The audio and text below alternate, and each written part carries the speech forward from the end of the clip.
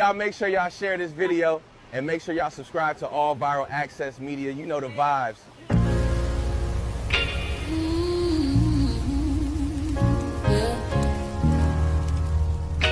They thought we forgot, but we never forget. This one's for the rules. We built this land from dust and tears, 400 years, and we still here. They write new rules, but they don't see. Every freedom they got came off you and me. We planted seeds, they took the bloom. We lit the flame, they left the room. But we back now, know the skies.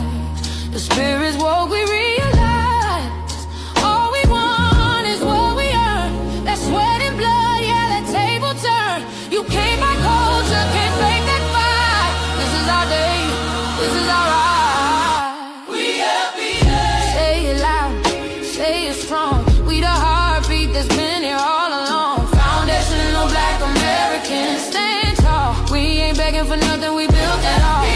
Born from pain and grace, you can see the truth written in our face. We the soul, the sound, to fight the flame. Foundational Black Americans, say our name. They love our rhythm, but they dodge our blues. Use our voice when it fits their news. They take our sound, but not our scars. We the backbone, we the stars. Now the veil is gone, the mask is clear. We see the game, we know what's here. No more silence, no more lies. We lift that flag and watch it rise. Rise up. We the ones that made this nation breathe. Our pain turned to power. Our roots are trees. We know it's rhythm and grace now. And now we reclaiming our rightful place. Can't copy courage, can't steal pain. You can't inherit soul by changing names. Our story ain't done, it's the revival. We guard the gate, it's about survival.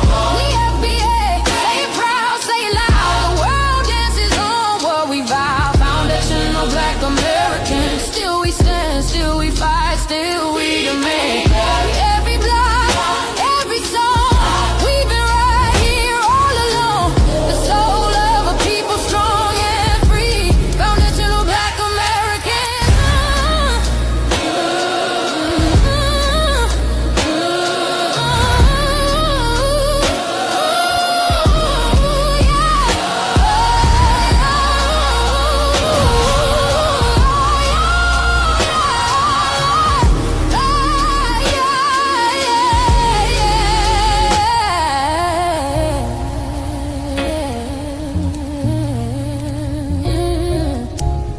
We the first, we the rule, we the fire.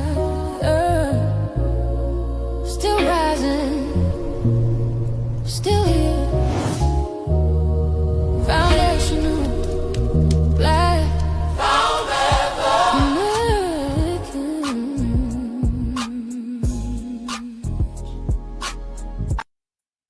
Good evening, good evening, good evening, family. Welcome to another edition of Thorough Black Talk Worldview with your Sister K Fighter, Brother Tad, Brother Blacksmith, Sister BREUCK, and Brother DEVINE. Tonight, we're discussing the foundational Black American Renaissance. Why has delineation and disaggregation become one of the biggest conversations online? Why is everyone talking about FBA? Let's examine the history, the culture, the economics, and why this movement continues to grow.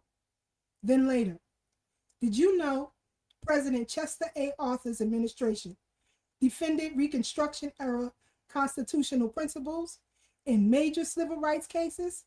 Well, tonight, we'll explore why his presidency still matters to Foundation American history.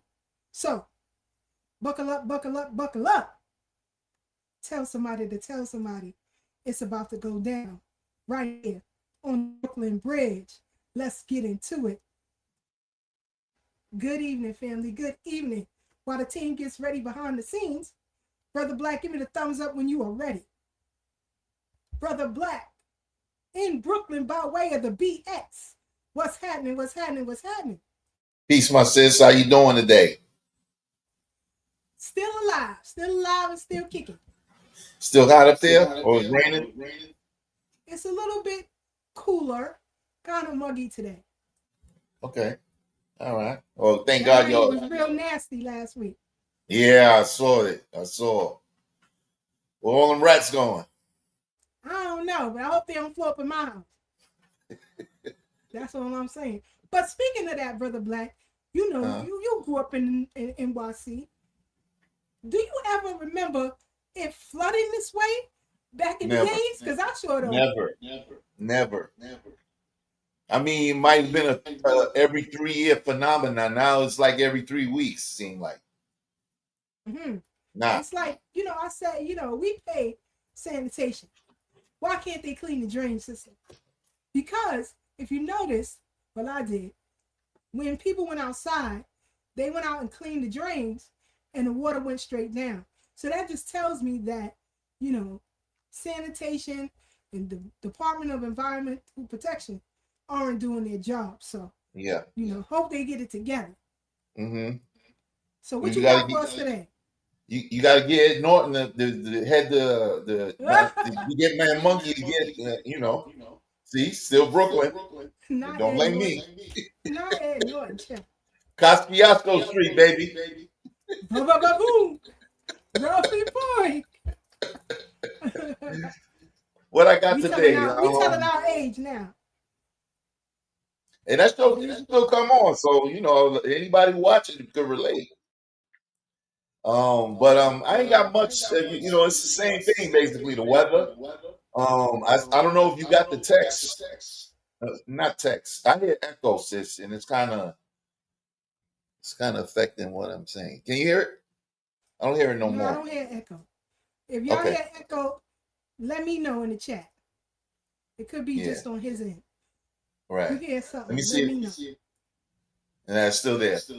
Let me try to go out and come back in real quick. Do that. And I'll give some love to the family real quick. Shout out to Lord Solution. Chi-Town in the building. B1 family, what's good? What's good? What's good? Glad you rocking out with us on the BK Bridge.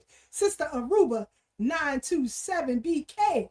Doggy Diamond TV Mars on the check-in. What's happening? What's happening? You was hanging out last weekend, huh? I see you down there at Grand Army Plaza. You was rocking out, sis. You was rocking out. Kimberly Powell, what's good? What's good? Glad you up on the Brooklyn Bridge, sis. We about to rock out. Donna, what's happening? What's happening? What's happening? Hope all is well with you and you. Justin Lavelle, 5978. Respect to you and yours. Hope you ready to rock out on the bridge with us tonight. Intrigue, 1129. What's happening, fam? What's happening? You about to turn it up tonight. It's about to get heavy. It's about to get heavy. Yagua. I hope I said that right. 0500. What's happening? What's happening? What's happening? Peace and blessings to you. You ready to come back, Black? Let's try it again. 1 2 1 2. I don't hear it now. Microphone check. 1 2 1 2. Yeah, Sister Keisha, not much. You know, the weather's been hot in most of the country. In Texas, there was a storm Bertha hit. From what I understand, a lot of flooding last week as well. The whole Gulf Coast, for that matter, is experiencing Bertha right now. So, if you believe in the stuff that I be talking about and the new Earth that's about to come in, which is practically here already, then you know that the Earth is just going through its growing pains right now, akin to a pregnant woman just birthing a new child or children. Excuse me. Nolan Wells is still in the news. A lot more is coming out. Allegedly, his body was shipped to DC for autopsy with no throat. That's crazy. So, I mean, you know, if you are a thinking person, any thinking person would know there's definitely a lot amiss. We know that Mississippians are the most backward people in this country. And so, you know, those things are going to happen and they're going to play this to the end of the road. One of the most popular movies ever of the civil rights struggle in the 50s and 60s was a movie named Mississippi Burning, and they still holding true to the tradition. So perhaps the state of Mississippi gonna have to burn down significantly for a lot of change to happen, because them people don't want to change at all. We talked about maybe last year, around this time last year, about how Jackson separated itself into two, and the more affluent white neighborhood is now separate from the rest of Jackson, which is mostly black and impoverished. And we know about when one of our favorite attorneys ever, a contemporary of our favorite attorney, well, my favorite attorney, the attorney at war, Alton Maddox, Chocolate Lumumba, got the mayorship there and was dead like days after he won it. So not much. Yeah, he took over. But what happened to Junior? He got arrested. How recently? Fraud. A couple of weeks ago. Wow. Because he was the mayor of Jackson. Yeah, I know. After his father transitioned. So right, correct. And quiet as kept, they've been trying to rebuild sort of the Black Wall Street area in downtown Jackson. One of the most famous streets was Ferris Street. So they were trying to revitalize that. I don't know how it all turned out, but I do know that some prominent people, former NFL players and others, have gone down there to help with that revitalization. So now, he was and pled guilty to fraud charges. So I don't know how that's going to turn out. Yeah, man, I'm sorry to hear that. But here's the thing with black politicians. And I hope those who may choose to go into politics later on, you can't play the same dice that white tea folk play with. Because if you try to play that game, you are going to lose. For example, white tea people do the same kind of stuff. They practice nepotism and all of that, but they're not brought up on fraud charges. You see what I'm saying? So you have to be smart and a little bit more strategic if you're going to get into this game. So I hope he learned a lesson, but I doubt it. Some people who come from a lineage, a particular legacy, such as his, they feel entitled. A lot of the children of some of the legends back in the day, their children feel entitled. And so they become lackluster in their approach to things. But it's a new day, and people are not going to protect you the way that they protected your parents or tried to protect your parents. So I hope that, he learned a valuable lesson in all of that. Shout out to Sister Nessa on the check-in. Alabama, what's good? Our sister Tanisha Murdoch, what's happening? We about to get into it. Who's that? Soulfully sowing seeds. What's good? Welcome to the Brooklyn Bridge. Glad you rocking out with us. Come on, Brother Divine. I'm waiting on you, brother. I'm looking for you tonight. I ain't gonna mess up tonight. I won't mess up tonight. Hurricane Miss Niecy, what's happening? Let's get it cracking up on the Brooklyn Bridge. Our brother Rich, nice. What's good? Glad you up on the Brooklyn Bridge, fam. We about to get into it and get into it heavy. First class citizen, salute to you and yours. Glad you rocking out on the bridge. We about to get into it. Let's see. Lemuel, Gary, Eve, 6385. I hope I said that right. Rocking out with us on the Brooklyn Bridge. We about to get into it. Big Russ, Philly in the building. What's happening, fam? We about to get into it heavy. Thank you, Shelly Burt, 7343. Thank you for that. I love it. Let's get into it. Excuse me. Shorty Doo-Wop, 2522. Glad you rocking out with us on this Great Thursday evening. We about to get into it. We about to get into it heavy. Who did I miss? Who did I miss? E.G. Butler, 114. What's happening? What's happening? I hope I didn't miss nobody else. I hope I didn't miss nobody else. Kill Barnum, excuse me. 4629. Appreciate the love tap. Appreciate the love tap. Let's get into it. Let's get into it. Let's see, who did I miss? Raw, 19998. What's happening? What's happening? What's happening? Be chill, be cool. It's about to go in. We about to go in. Don't worry, don't worry. Don't worry, Black Rose. What's happening? What's happening? What's happening? They sure enough is spending our money on a whole bunch of illegals. You know what I mean? That's just wicked. Wicked, wicked, wicked. She built the journal. What's happening? What's happening? Welcome to the Brooklyn Bridge. Let's get into it. Who did I miss? Boilermaker, what's happening? How you doing? How you doing? Welcome to the Brooklyn Bridge. We do it how we do it on this side of the globe. Essential entities, 1272. Peace and blessings to you and yours. Let's rock out. Let's rock out. D from Brooklyn. Let's go. Let's go. Let's go. Yes, indeed. Yes, indeed. I think I got everybody. Guys, Yemaya, Goddess Yemaya. Glad you rocking out with us on the Brooklyn Bridge. We got a lot to cover tonight. I hope I caught everybody. Church of Black Power. What's happening? What's happening? Church of Black Power. Give them a follow. Give them a follow. Tell them that Thorough Black Talk Worldview. K Fighter sent you over there. Let's get into it. John Y7X. I hope I got that right.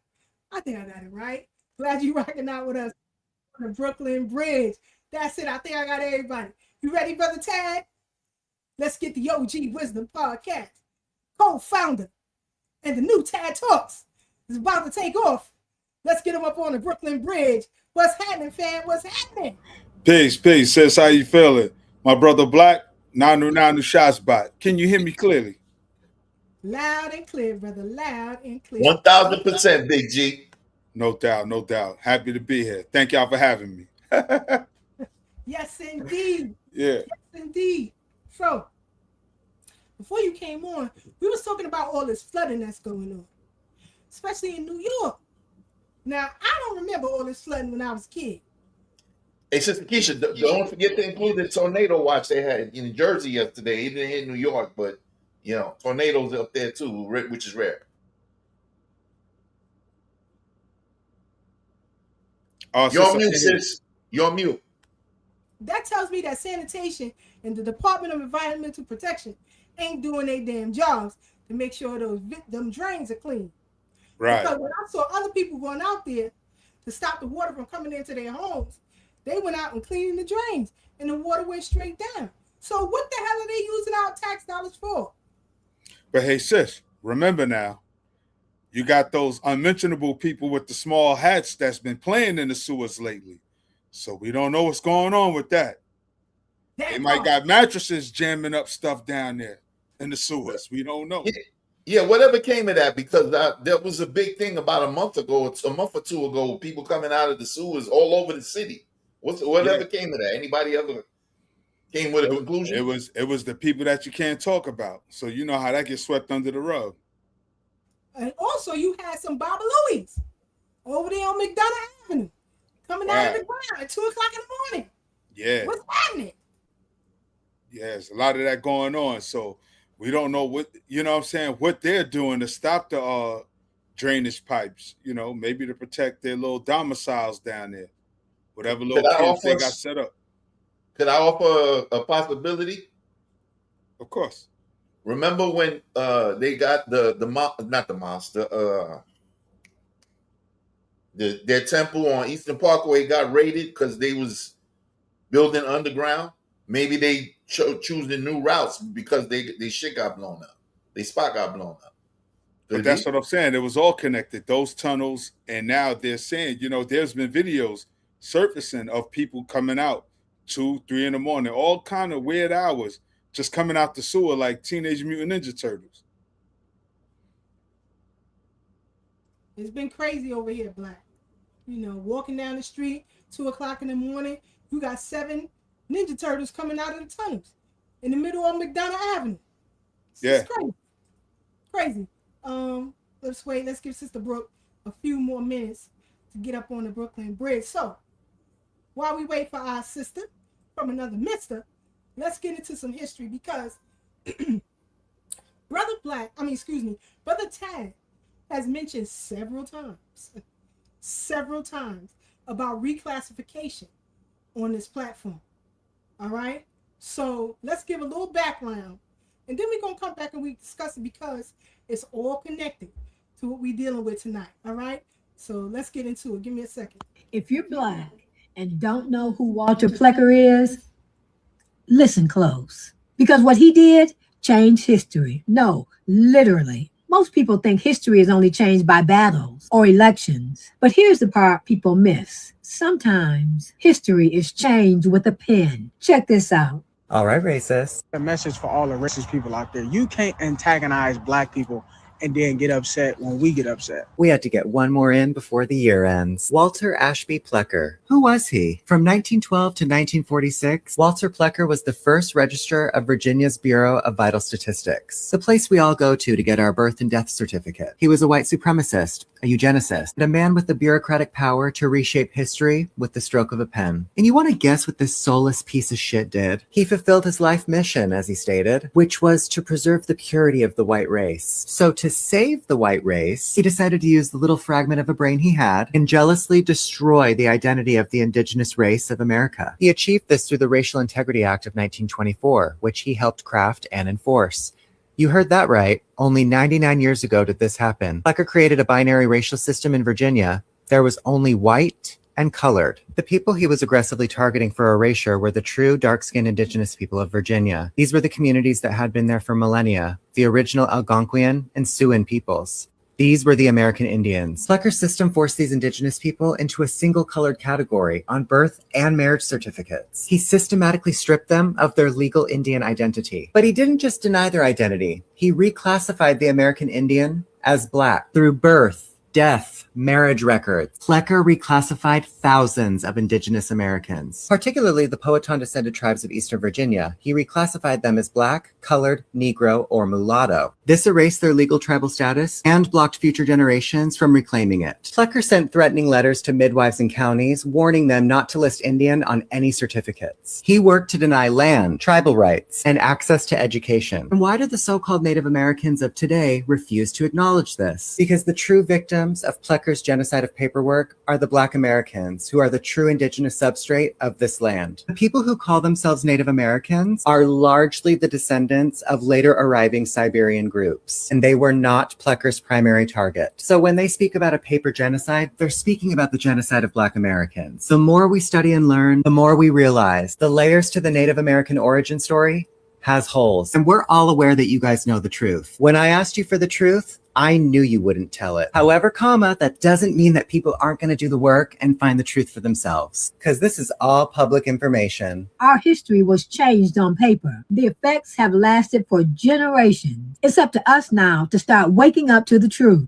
Foundational Black Americans are the true Americans. Share this with somebody so that we can spread the truth. If you're Black... Go ahead, Brother Tad. You know what I say? I mean, like you said, we've been talking about Walter Plecker, but for those who don't know, maybe new here, I often discuss my family genealogy from birth certificates and records that I've not only witnessed, but some of my elders I literally grew up with. One in particular is my maternal grandmother's mother. Her name was Anna Lewis. She was born in Halifax County, Virginia. What many people may not know is that when Walter Plecker started this erasure, he started in Halifax County, Virginia. My great-grandmother was about 14 years old when he changed the status. So I seen the original birth certificate that was Native American or Indian. I can't remember, but I did see it at the Schomburg Research and Culture Center in Harlem. Now they make it challenging to find your family's birth certificates, and most you'll find is the census records. But when I look at her census records, it now says colored because when she was counted as census, she was counted as an adult, as the woman of the house with my great grandfather. But this is my mother's mother's mother, who passed away probably in 1982, 1983. I was about 9 or 10 years old when she passed away. So I knew this lady. I knew this lady very well. She used to babysit us, me, my siblings, and my cousins. But I find it funny because growing up in the 70s, we were on the hill of the Black Power movement. So when folks were trying to find their identity, everything was African-centered. But now, to be fair, we know that you get 2 parents, 4 grandparents, 8 great-grandparents, and 16 great-great-grandparents. That's about 30-something people it takes to make one you. Why do I bring that up? Because our branches are so vast that I did trace from my mother's father's side to the first Cromwell that came to the U.S., landed on a Drayton plantation in Charleston, South Carolina. So I say that because when we talk about our ethnogenesis, when we talk about who we are, we're not a monolithic group. And it takes tons of people to make one of us. So when we talk about our foundational Black American lineage, we're not denying African ancestry, but we're also not going to deny our Native American or indigenous roots here also. And that's why me and Sister Keisha, even when we was in the Pan-African pro-Black movement, because I'm still pro-Black, but when we were in the Pan-African movement, we always encourage people, do your own family history. Do your own family research. Find out who your family is, And this is before I even knew who a Walter Plecker was, because I just got familiar with Walter Plecker in the past year or two, But I just thought it was ironic that he started his little paper genocide, as they like to call it. He started in Halifax County, Virginia, and that's exactly where my great grandmother was born. So it's just a little tidbit for people to know who think we just up here blowing smoke. No, a lot of us do know who our family and our ancestors are. And with that, I yield, sis. Hey, Brother Tan, let me ask you a question. Yeah. What kind of people reside in Halifax, Virginia, before the old face started coming over this way? Indigenous people. Halifax County, Virginia was very close to North Carolina, which from Halifax County is where my great grandmother was born. But now my grandmother and her siblings. What group of people? What's the name, if you know? What, the family name? No, the indigenous name. Well, my great grandmother was registered as a Cherokee. Okay, as far because as I know. But then why I asked. I'm sorry. Finish, please. Okay. The reason why I asked is because of Halifax, Nova Scotia, and I know a lot of people from up that way. They call the Micmac people. Who? And Micmac from Halifax, Nova Scotia. Yeah, Micmacs. Okay. It's a lot of them in Boston. Okay. I lived in Boston for a hot second, so I met some, and they told me some of the history, and then they started, when the Europeans started coming into North America real strong, a lot of them moved into what is now known as the United States.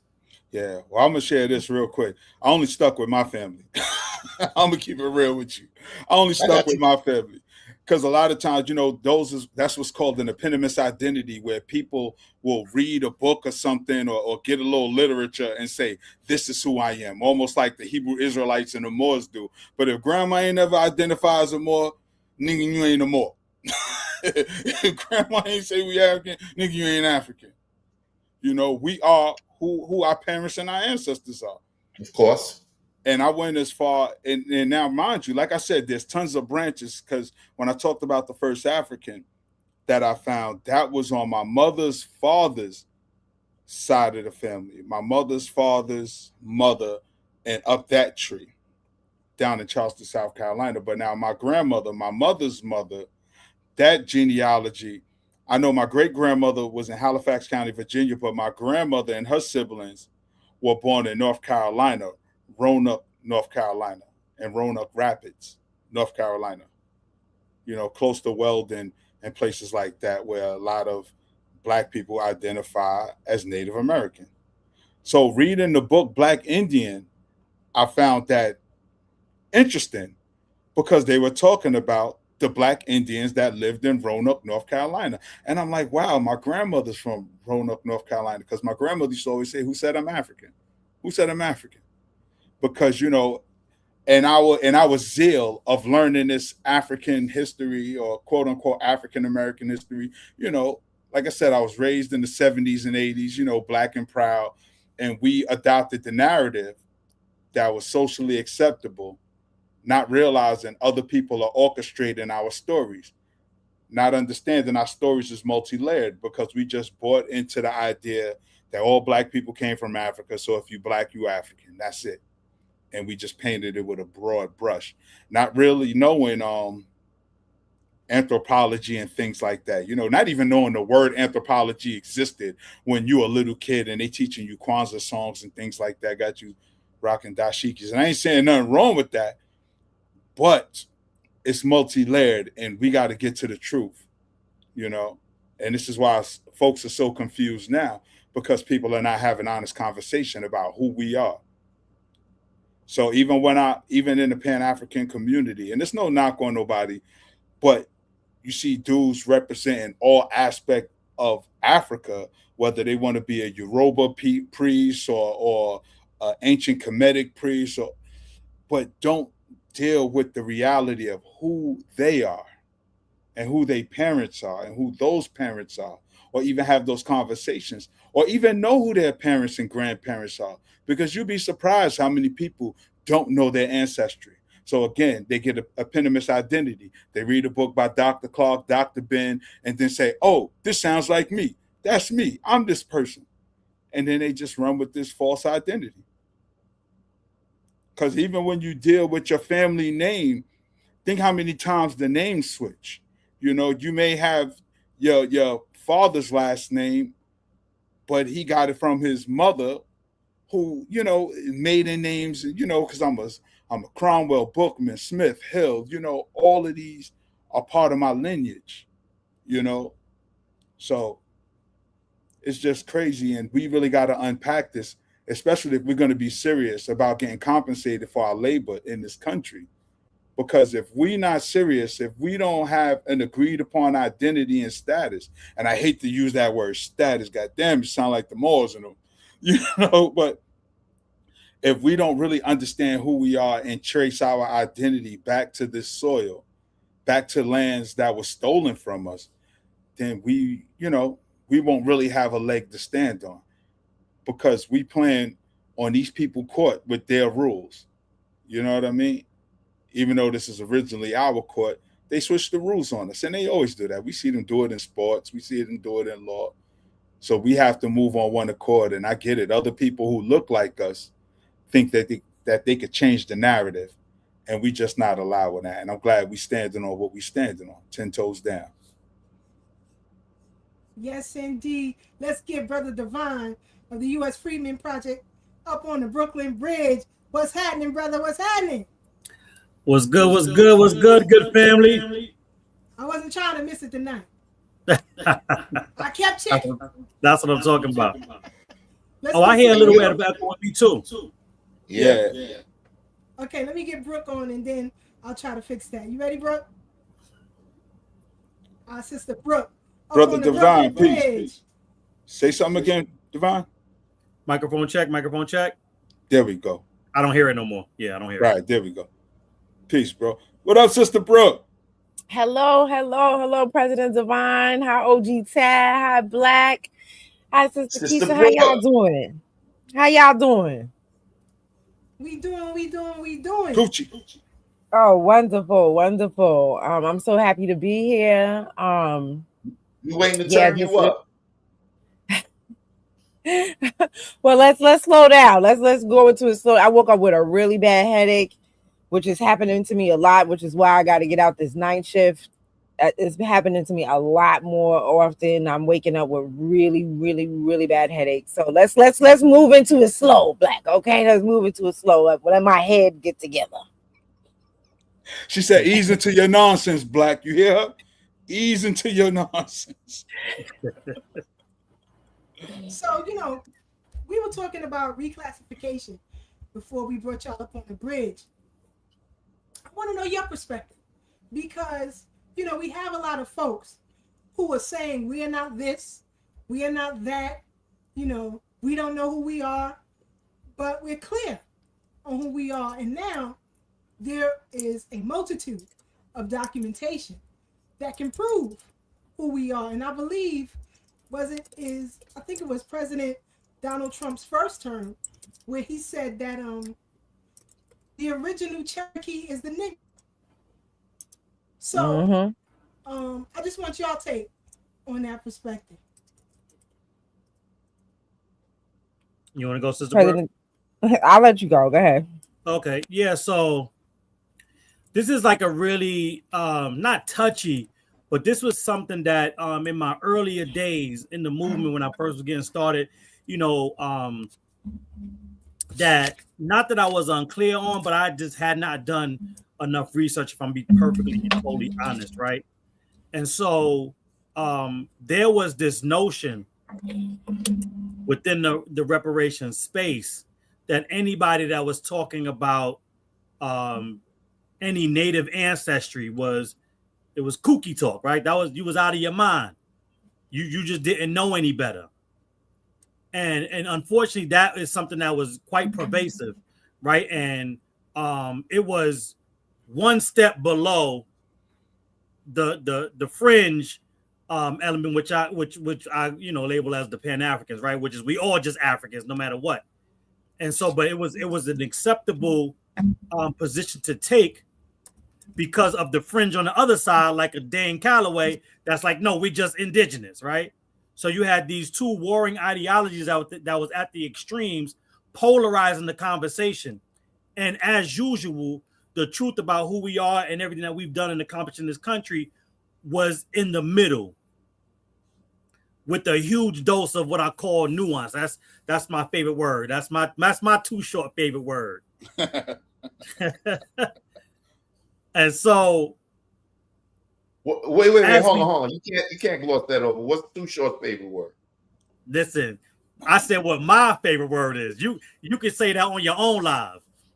Yeah. See, Black star in trouble. He's starting already, right? Starting already, early. Sister Brooke told him to ease on down the road. I say, ease up. Now he on my street. This is what happens when you let the Bronx run rampant. Right. So, but as we've done more research, right, and finding out how many more stories like Brother Taz there are, right, we were led to believe that even though we know a Walter Plecker exists, we know what Walter Plecker did, we were taught to believe that it was inconsequential, that the number was so small and it was such a rare occurrence that it doesn't need to be talked about. It doesn't need to be examined, doesn't need to be brought to light.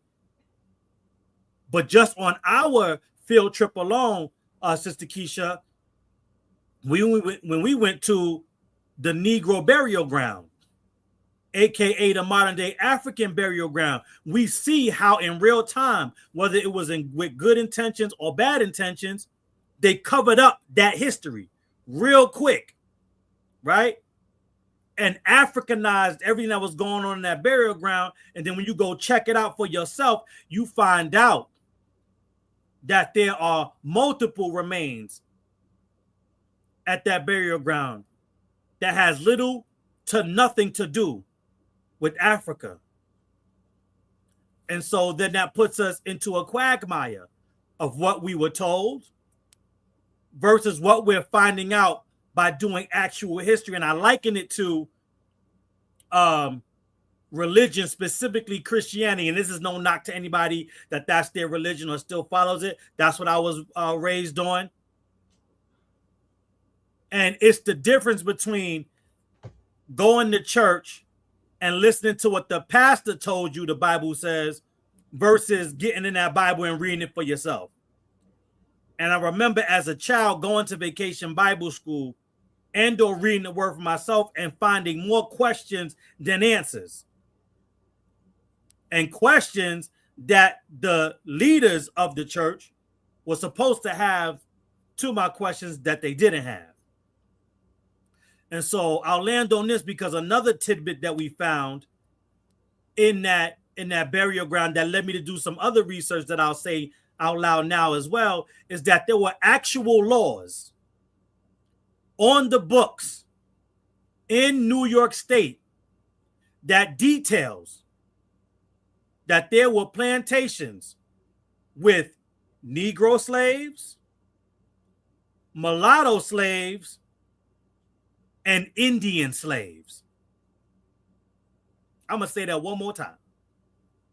There are laws on the books with documentation that in the state of New York, enslaved together were Negro slaves, mulatto slaves, and Indian slaves. This is in the 1700s.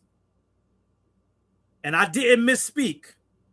Nowhere in those laws are they talking about African slaves. And in addition to that, with all the talk about Haiti and them having the first quote unquote Black Republic, long before 1804 or 1790 or 91, whatever year they want to reference, we had the land of the blacks right here in what will become the state of New York. Right outside of that Dutch colony where the land of New York was set up, land of the blacks was set up, there were Lenape communities. And it is documented that the people from the land of the blacks and those Lenape people that were both outside of the Dutch colony intermingled, traded, procreated with one another. So when we start to talk about the indigeneity that we find in our genealogy, I find it very hypocritical that the Pan-Africans and their ilk will question our documented history, but yet and still try to push onto us this African history, which is almost 100% word of mouth passed down oral traditions. So all of a sudden, our documentation don't be African conversation. And not just African conversation filtered through a diaspora game of telephone. The math ain't mathing anymore. And because we stand on our truth, which lets us know that we are not Africans, we are not indigenous, and we are not European alone, that we are an amalgamation of those people groups, and we created one of, if not the greatest ethnic group this world has ever seen. Foundational Black Americans, and I'll land there.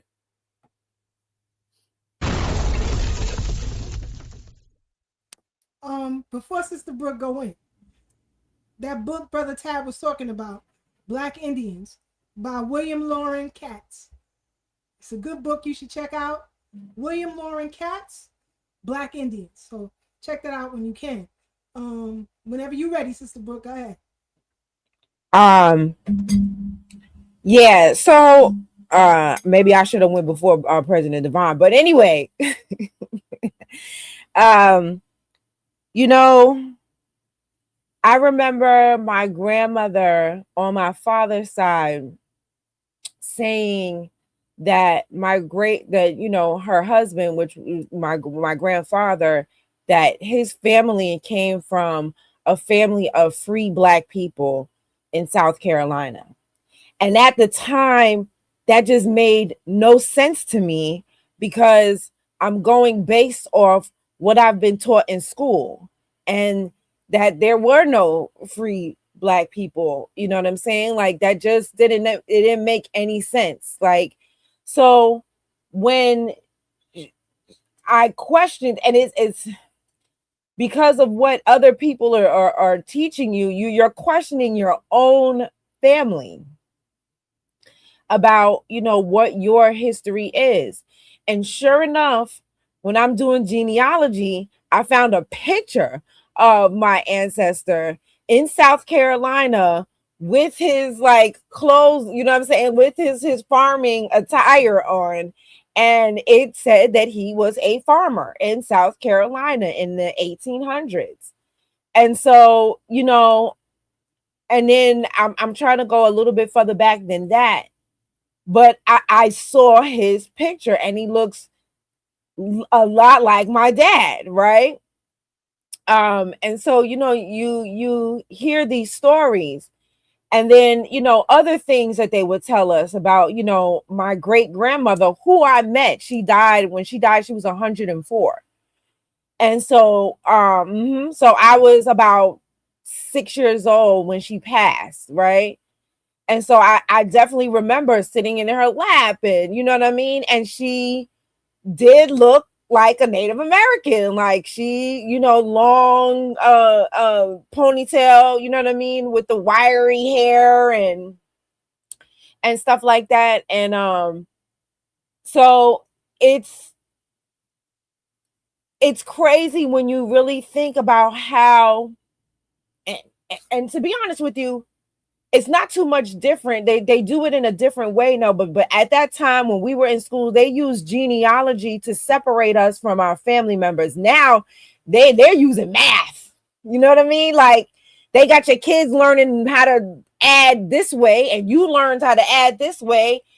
They're constantly using things to like separate the generations from each other in this freaking school system, right? Which is why when the Democrats are sitting there telling us, oh, Trump's gonna take this out of schools, so what? And when y'all had the school system, y'all wasn't teaching us anyway. You know what I'm saying? So we got to teach our children at home anyway. You know what I'm saying? So let them take out whatever it is. Everything I learned about my history, my people, I did not learn it in not near school building.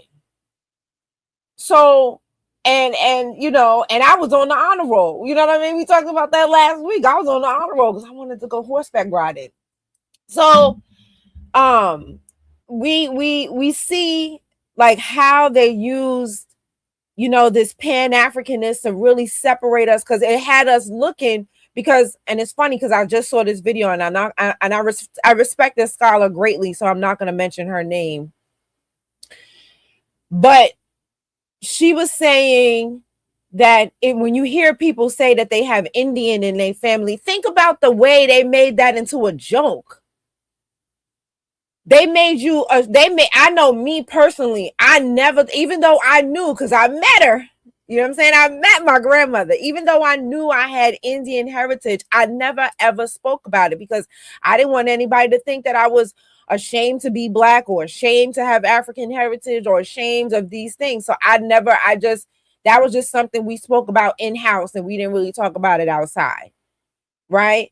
And so it's like when you think about how they turned that into a joke, and then you learn that it was actually illegal to speak of your Indian heritage. Like it was illegal. That if you opened your mouth and talked about it, you know, there was consequences and repercussions. And so, and we see why, you know. And I had, you know, like I said, I told you guys before, met plenty times, that I have, you know, Caribbeans that are in my, you know, that are close to me like family. And as one day we were talking, and this was, you know, pretty recently, you know, after the delineation movement that we've been going through, a renaissance that we've been having. And, you know, I was talking to a mother and a daughter, and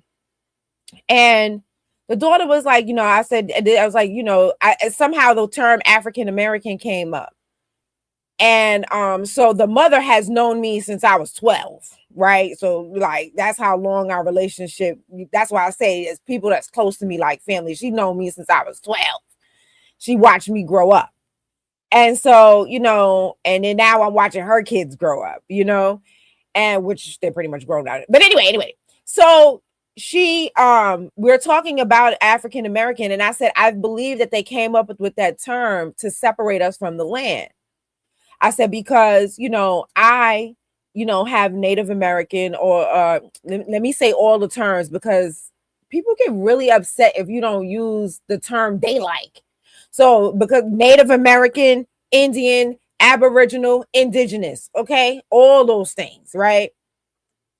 So I told her that I have that, in my bloodline, and she looked at me and she like perked up. She goes, I knew you guys were, had Indian in your family. I knew it. We could look at you and tell, right? And so, I say that to say, not everybody, is trying to, erase our history. Some people know it. They may not talk about it because we just started talking about it. And so, I just wanted to also point out, did you see that Dan Calloway just got brought up on charges? Did y'all see that? Oh, I'm gonna look that. I'm gonna find that for you. I didn't read the article. I had it. All right, okay, Black. Okay, I'm not the only one. I had a headache when I saw it, and I couldn't read it because I was gonna make my headache worse. I think I don't know. Put it in the chat, Black. I know I saw it. Yeah, put it in the chat, Black, because that gave me a headache. That made my headache even worse. I said, oh, Jesus Christ. Yes, and the last thing is I was watching a documentary, and this is one of the things that I really want to do. So you guys, please follow me on Kick, or maybe I'll start a Patreon. I don't know, but I want to get to the point where we're doing watch parties and we're watching these obscure documentaries that I find that the ancestors put in front of me, because I don't believe that it's like I'm doing all of this extra work, that I'm finding things that you guys aren't finding. I really think that the ancestors just have cultivated my algorithm in a way that they want me to share the information with you guys. So I can't remember the name of the documentary, but it was on La Florida, right? Which was the majority of the East Coast. Like, people think that, Spain only had that little, well, Florida's not little, but compared to what it used to be, people think that Florida was only that state or what it is now. No, Florida was a lot at one time. It was like daggone near the whole East Coast, right? And at least the whole, southern East Coast, well, more of the southern East Coast. And so in that documentary, they talked about that there was a general who tried to run up in one of the free Black towns that was in La Florida. And, he failed in doing so, right? And so he promised the people, and I put the link to the clip in the chat. He promised the people that when he did this raid, that, he would get all of this money. He's going to steal their money, steal their, their food, all these things. And if they paid for it on the front end, that he would pay them back with interest or dividends, however you want to look at it, on the back end. But because they lost the battle with the free Black people in La Florida, they lost all their money and they had to go back home with their tail between their legs, right? And so as a way for him to recoup that money, he started kidnapping. Oh Lord. He started gathering okay, just making sure. He started kidnapping. All right, I don't look. I be trying to just watch my words now. I'm trying, okay. So he started kidnapping a Native American, Indigenous, Aboriginal people that were already on the land and selling them into slavery, selling them here in South. Well, it was in South Carolina, because that's where he was bringing them back to. He was bringing them back to South Carolina, and he was also shipping them to the Caribbean, right? And so they speak specifically, because I'm going to talk about something that's not in that clip. They speak specifically about an Indian chief where they ran up in his house. I think he was away. Either he was away at another battle or away hunting. They ran up in his house. They unalived his brothers, and then they stole his wife and children. And they wanted him to basically acquiesce to whatever it is that they wanted. And he refused to do so. And they said, if you do what we tell you to do, we'll get your wife and your children. And he was like, I'm never gonna submit to you, because he knew that his wife and children were already gone, that they had already shipped them to the Caribbean, right? And so he never saw his family again. So I'm not gonna talk too much more about what's in this clip. I'll let the clip talk for itself, and then we'll come back. Sister Brooke, are you talking about Chief Osceola? It'll say it in this clip. I don't remember the name. James Moore was back in South Carolina, plotting revenge. He suffered the loss of his pride. He was treated as a contemptible person for having failed in his mission to capture the castle at St. Augustine. And so Colonel Moore is in trouble back in Charleston because they lost a lot of money, the backers of this expedition. He was brought before the courts. And it was a great embarrassment to him that he had failed to capture St. Augustine and deliver it. So he decided to make up for it somehow. Piracy. How did you make a living back then? You stole from other people. Moore hatched a new plan to get revenge on the Spanish. This time he promised that South Carolina would not have to pay for the expedition. He was going to recover his costs in a highly lucrative way. It was stealing people. That the Native Americans could be rounded up.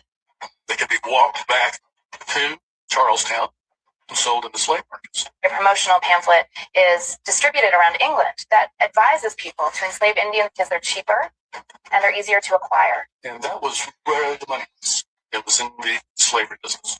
Over the next 2 years, Moore and his raiders stormed the Spanish missions throughout the interior of La Florida.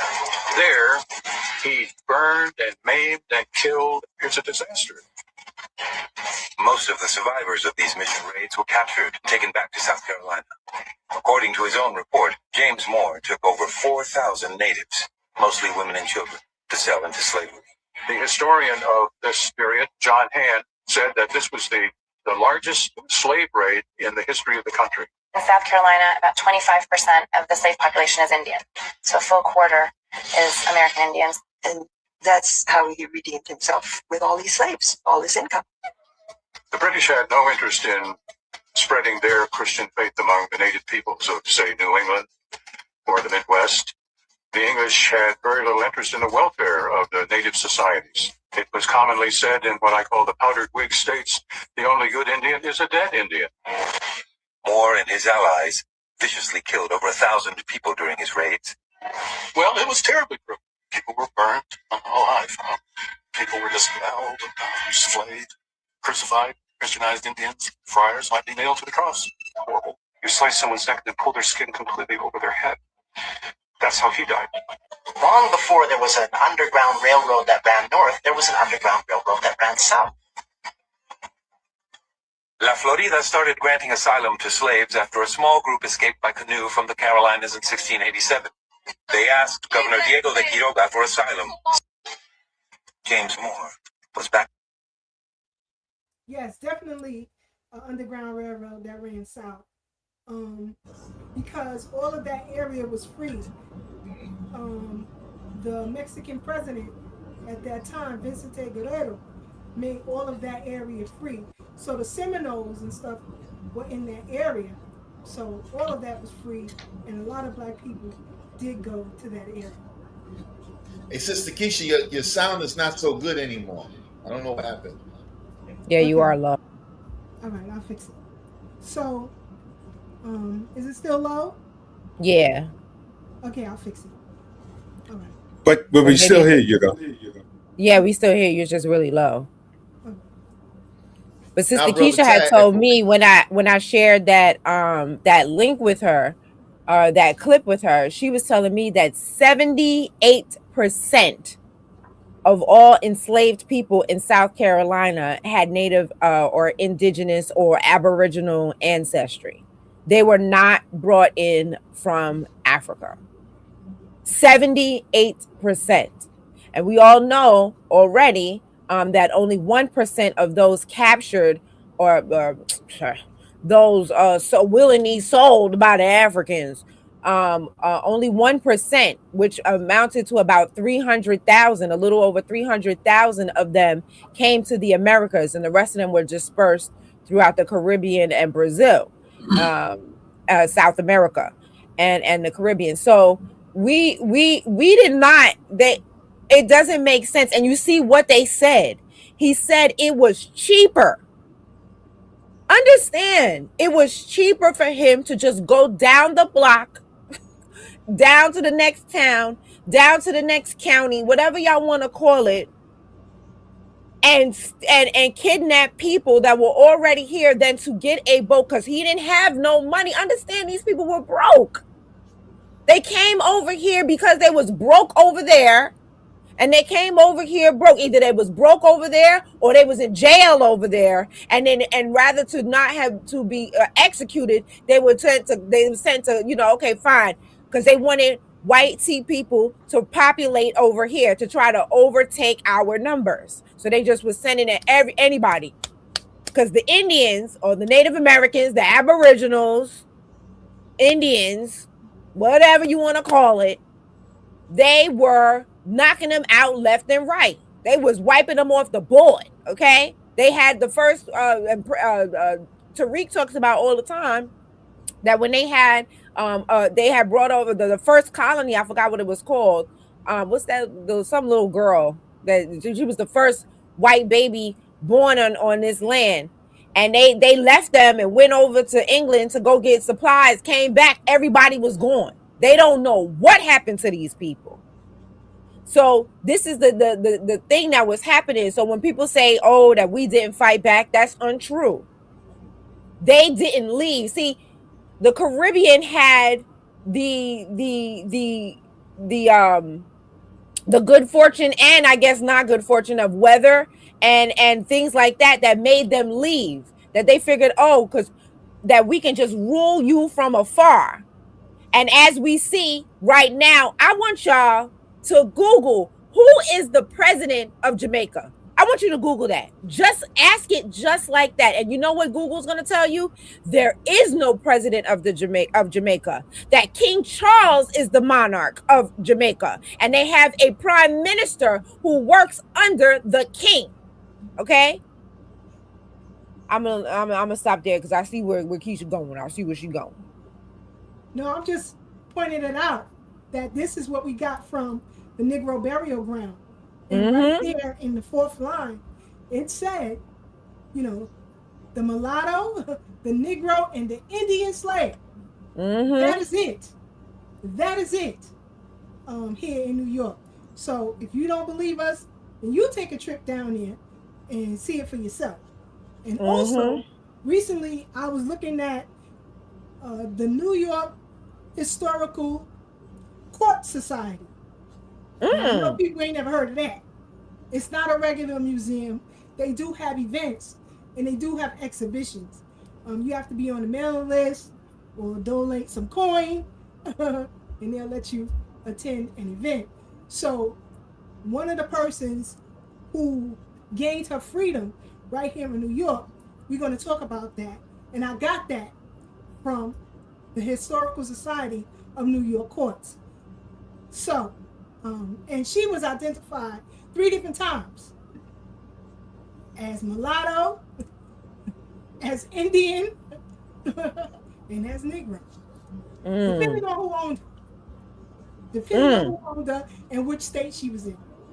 But we'll get into that a little bit later. Can I just add something real quick? I won't try to be long because I know before I came on the bridge, Brother Tad was down in status. You know what I'm saying? So I need to, I got to communicate for status right now. But I understand what he meant. I'm just, I know. You're just giving me a hard time, bro. I'm just trying to be Brother Black right now. But real quick, because we talked about she just showed the documentation, right? Because we're not making this up. We don't need to. That's not what we up here to do. But like Brother Tad talked about his personal story, and there's so many more like that. And we know, again, documented history, that there's so many more like that because there were thousands of freedom suits where people sued to get out of slavery based on their maternal line having being indigenous to this land. And so then there were laws on the books that if your maternal line was indigenous, then you could not be a slave. And so the solution to that, right? This is, again, I say this all the time. Nothing happens in a vacuum in politics. That's just how it works in this country. So let's connect the foundational Black American dots. We know from the documentation that there were Negro, mulatto, and Indian slaves. Then we know that there were suits because people were like, wait, hold on. I'm not a slave. My mama's line is indigenous. So they were losing slaves. All the while, because they were all in the same plantations and commingling, then we know about the breeding, right? Here's what the system did. We got these three groups. The minute y'all procreate with each other, that's a Black person. Because if you Black, then you a slave. And this rolls right into why our entire claim and our entire organization is built on status. See, because what the Pan-Africans told us was that everybody is African. And that's why to this day in 2026, they love talking about that this country was built on the backs of enslaved Africans. The reason why they do that is because then you can, in 2026, grandfather yourself into the clause if you are a real continental African, and you could be Ghana that then says, yeah, there was enslaved Africans. I'm African in 2026. Those are my people. They were taken from us. We need a piece of this claim. But the status that was created in this country after emancipation, it's a beautiful, beautiful thing. So much different than the status that Brother Tad was talking about. Because here's the key. It's not that we don't care about your genealogy and your personal story in regards to reparations. It doesn't matter. Because it doesn't affect your claim. Because our claim is based on the status of being freedmen. And the only people that are freedmen in this country are the formerly enslaved. And what we know is that this country, even though we see that there was multiple groups, what they did was they labeled all their offspring from that point forward as Black. And so they created a system of slavery based on Blackness that they created, right? But here's the key and the beauty of the status that we forced this country to recognize. It doesn't matter what your individual genealogy is, because if you was enslaved and emancipated in the U.S., even if your family was indigenous and it got reclassified to Black, that Blackness is what made you a enslaved person in this country. And so if you was enslaved and emancipated, regardless of your individual genealogical tree, that freedman status applies to you and your progeny. And you qualify for the reparations claim that we are able to bring against this government. And so one of the persons in the chat, soulfully sowing seeds, you know, and this is something that I say, and this is with all love. This is not any malice, because we have, I think, the fringe portion of us. He may not, or she may not think that's the case, and that's okay, regardless of what they believe. But here is where you exclude yourself out of the claim that we are putting together. Now, you can make your own claim, and that's fine, because there's a group of us that says no, all Black Americans are actually not Black Americans. All of us are just the indigenous in this country, and we were reclassified.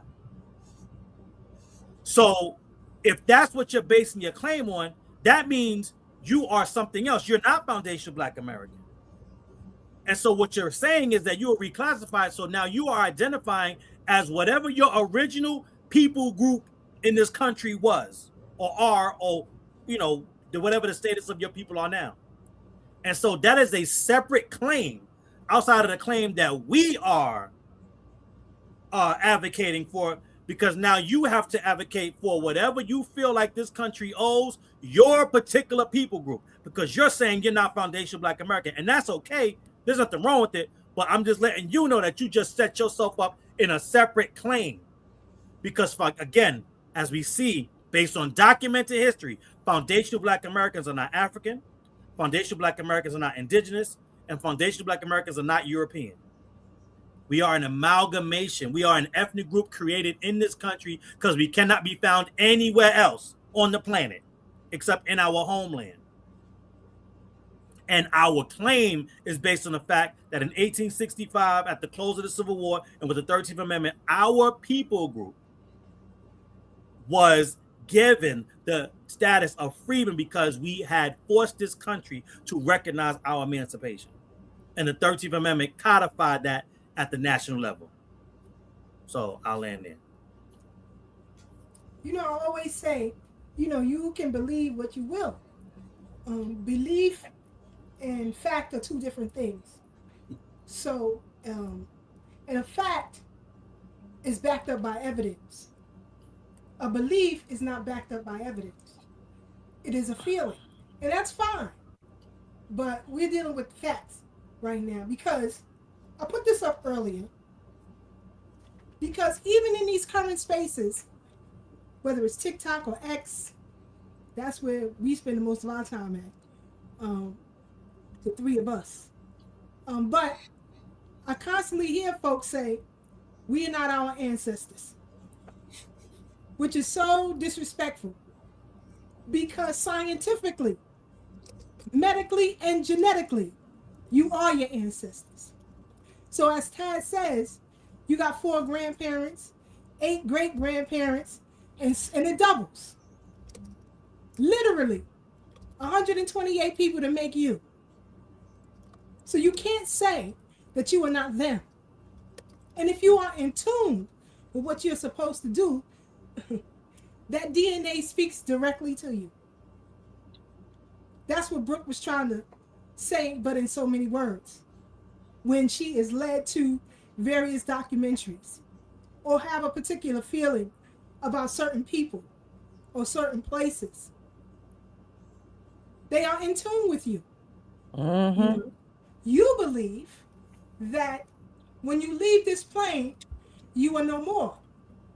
But that is medically and scientifically inaccurate. As long as you have descendants, right? You are an ancestor at that point. As long as you, even if you don't have a direct bloodline from your loin, you have nieces and nephews, you have cousins. Those are your descendants, right?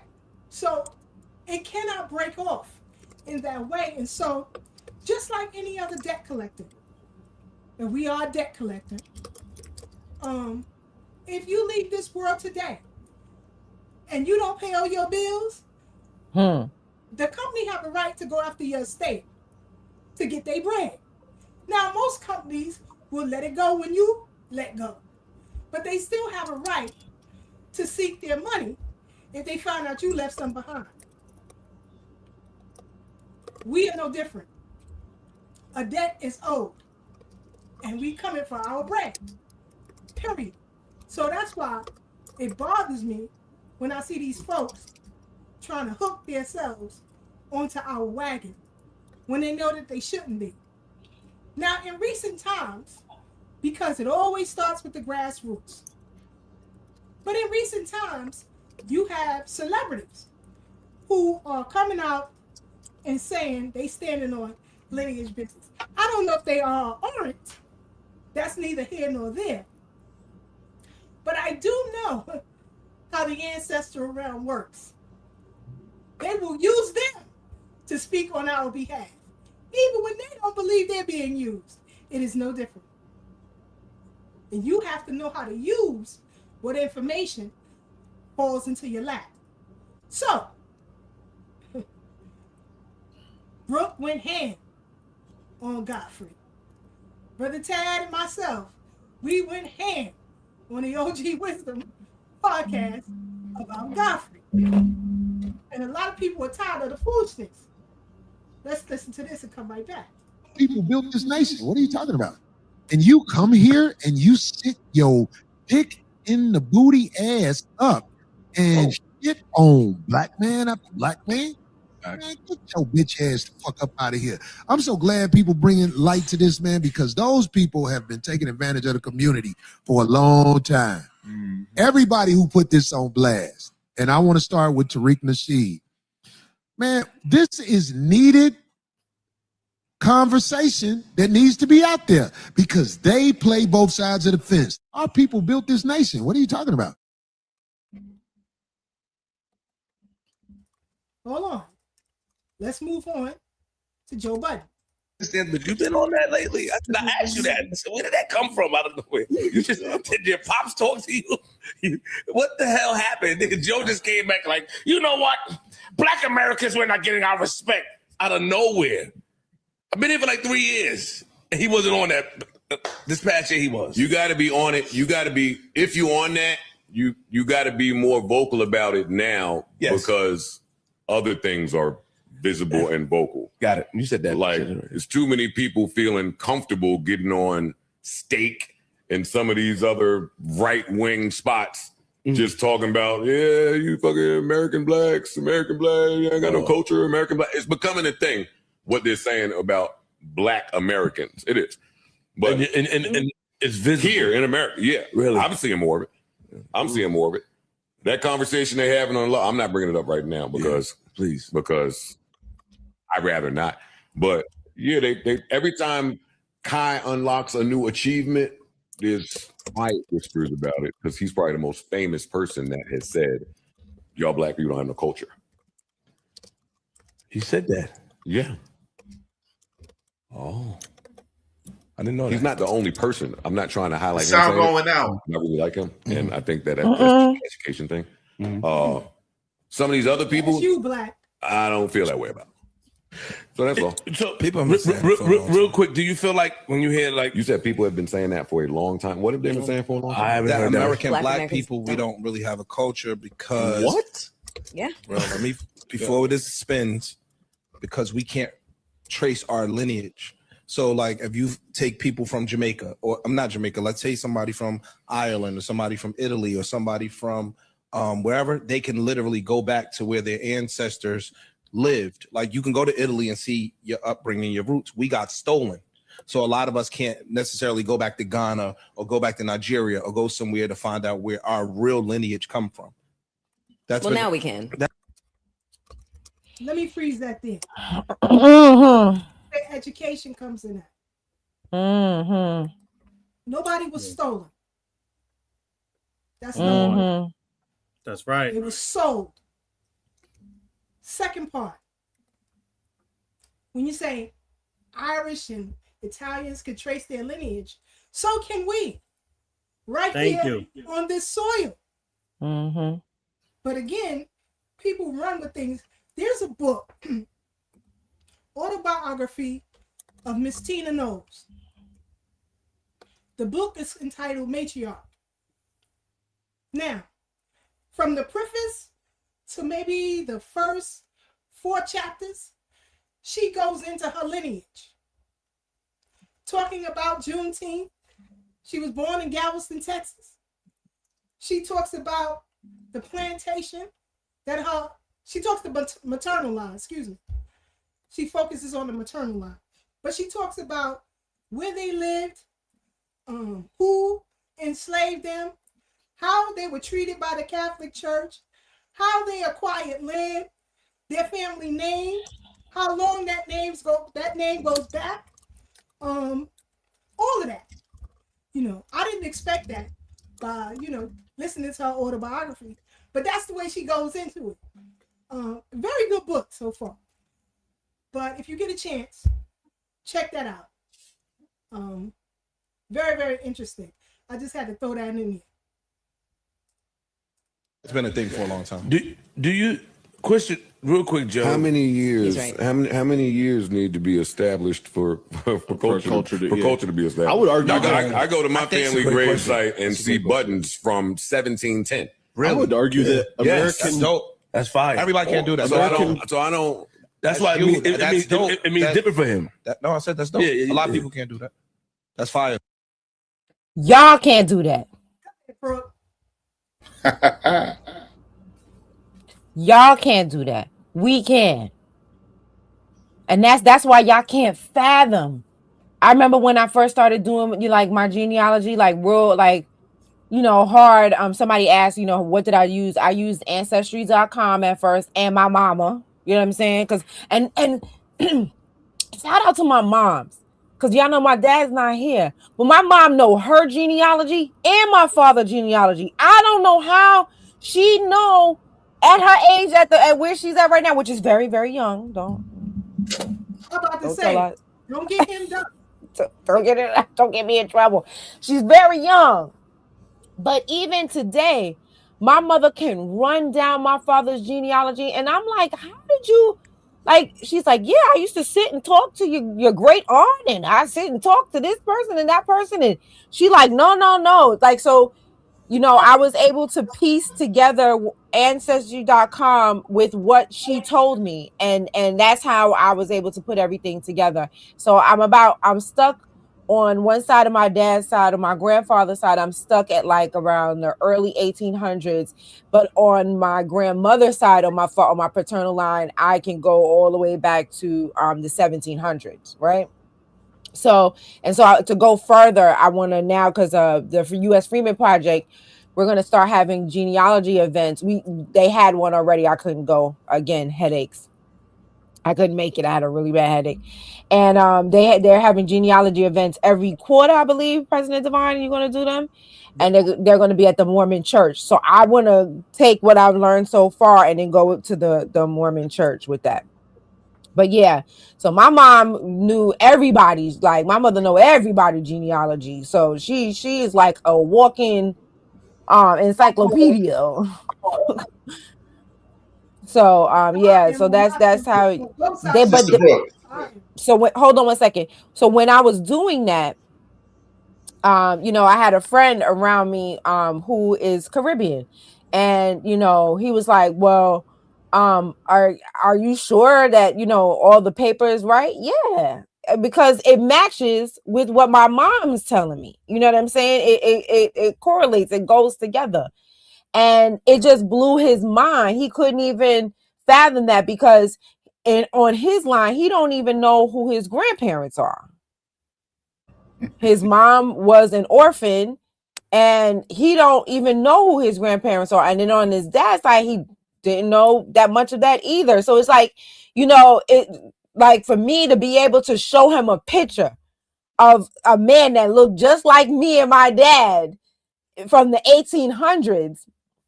Then he asked me, was he a Rasta? I'm like, this is, you know, when Rasta, do you know when Haile Selassie was born? He was a man that walked the earth, right? Do you know when he was born? This is hundreds of years before he was even born. Like, how you going? No locks, no nothing. Just, you know, like he just looked like a farmer. Like he got one of them hats to try to keep his head away from the sun, and you know, like just regular clothes, like from back then.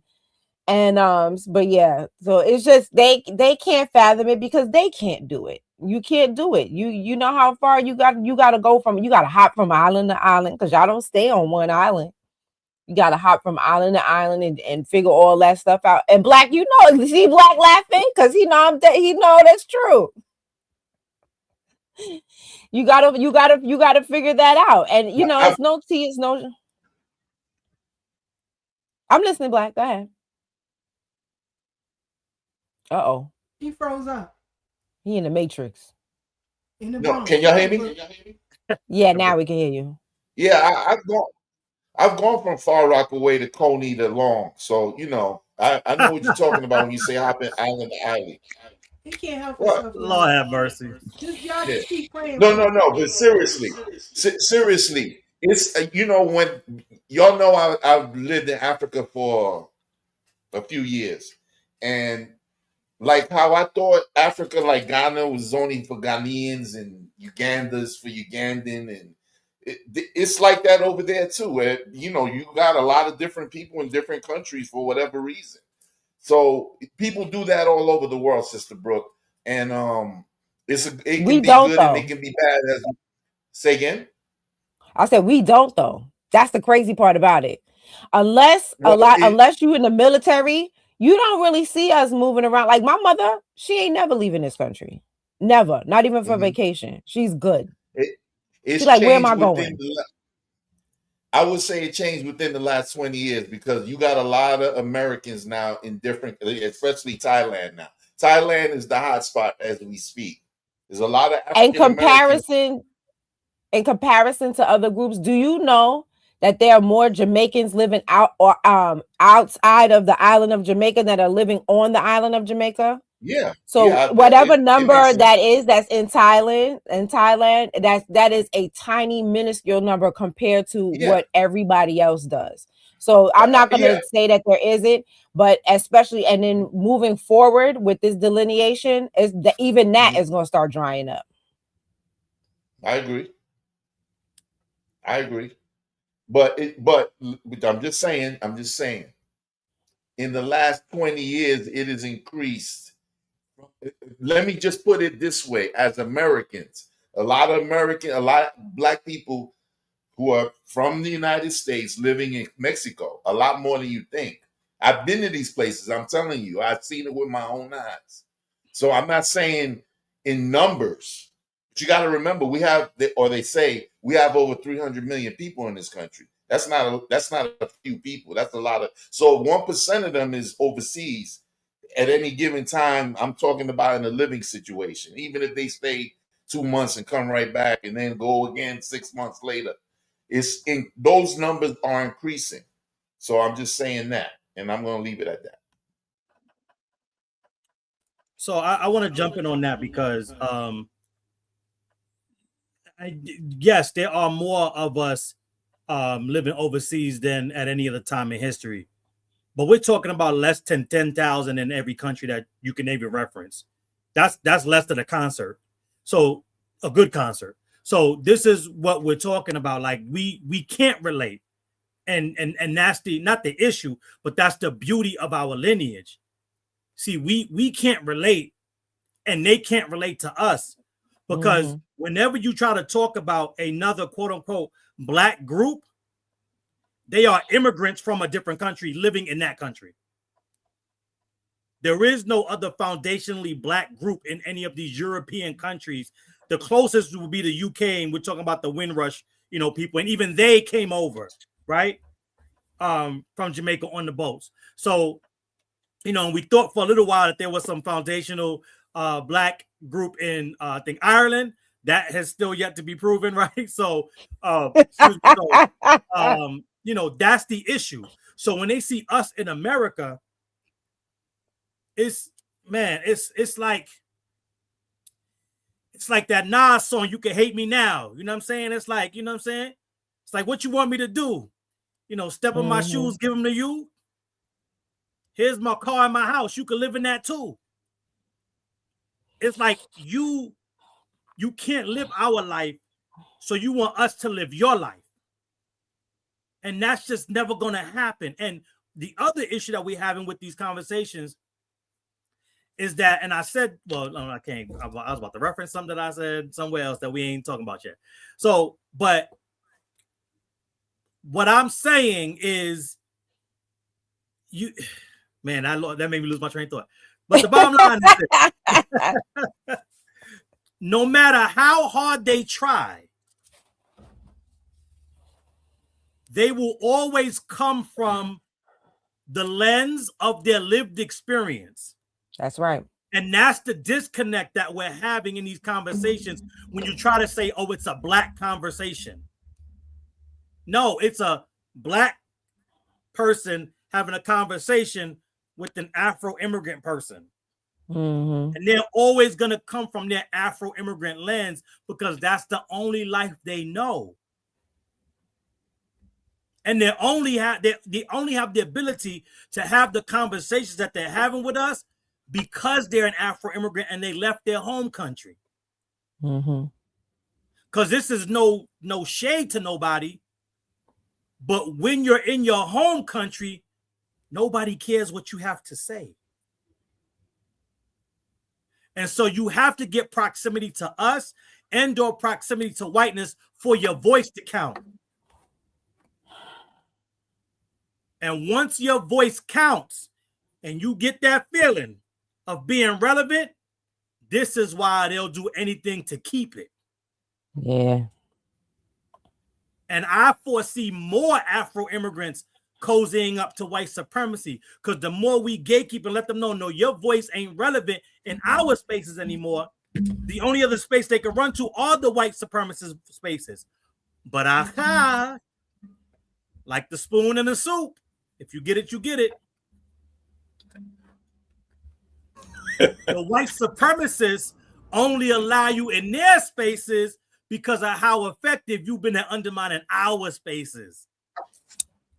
And because you are no longer able to infiltrate our spaces, you have no need to them in their spaces. And that's why y'all getting sent home. Because there's no use for you anywhere. Because they break their tools. You said what? Because they break their tools. They always gonna break the tools, right? And so I'm gonna land on this because this is something I've been saying with the family, and I'm just so excited. You know, every day I get more excited about this movement and what's being manifested, right? What's coming to fruition.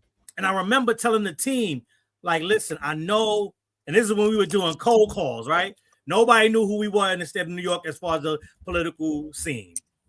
And we were just making calls, getting hung up on, getting lied to. Nobody returning our calls, nobody having no meetings with us. And I was letting them know, just keep your nose to the grindstone, because what we're doing is gonna matter. And what we're actually doing is creating the atmosphere for the people with the larger voices and more influence to feel comfortable to do what we now see Cameron, Joe Button, Corey Holcomb doing. Because I don't care if you're rich and famous or nobody don't know your name yet. If you are a foundational Black American, we've all had similar experiences with Afro immigrants. That's why the message is resonating so fast and we getting on cold so quick, because we've all had those same experiences regardless of our socioeconomic level. The only thing that changed is that the foundational Black American grassroots has made it no longer taboo to come out and say the stuff that they're saying now. Because they always wanted to say it. They just felt like they couldn't. But we're setting the stage, right? Because that's just who we are. See, we're not a thermometer. We're the thermostat. We don't measure the temperature. We tell you what it's going to be. Drop that bomb, Sister Keisha. And you adjust to whatever temperature we said it's going to be. And that's what's happening. So now we're making them drop it like it's hot because we said it's time to turn up. And so that's why you see them coming out and dropping these gems and talking, not like themselves. They're talking like we've been talking. And that's the power of what's happening right now. They're not dropping any gems. They're repeating the gems that we already dropped. It's just safe for them to come and pick it up now. And I land there. Talk your shit. With you, my brother. Honorable mention to Raven Simone. Word.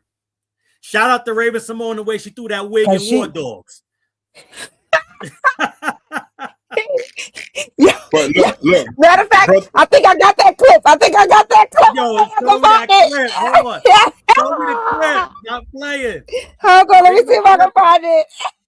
Because Sister Keisha made us watch War Dogs. And if we And that watched was, it, y'all that gotta was see a his clip. favorite part.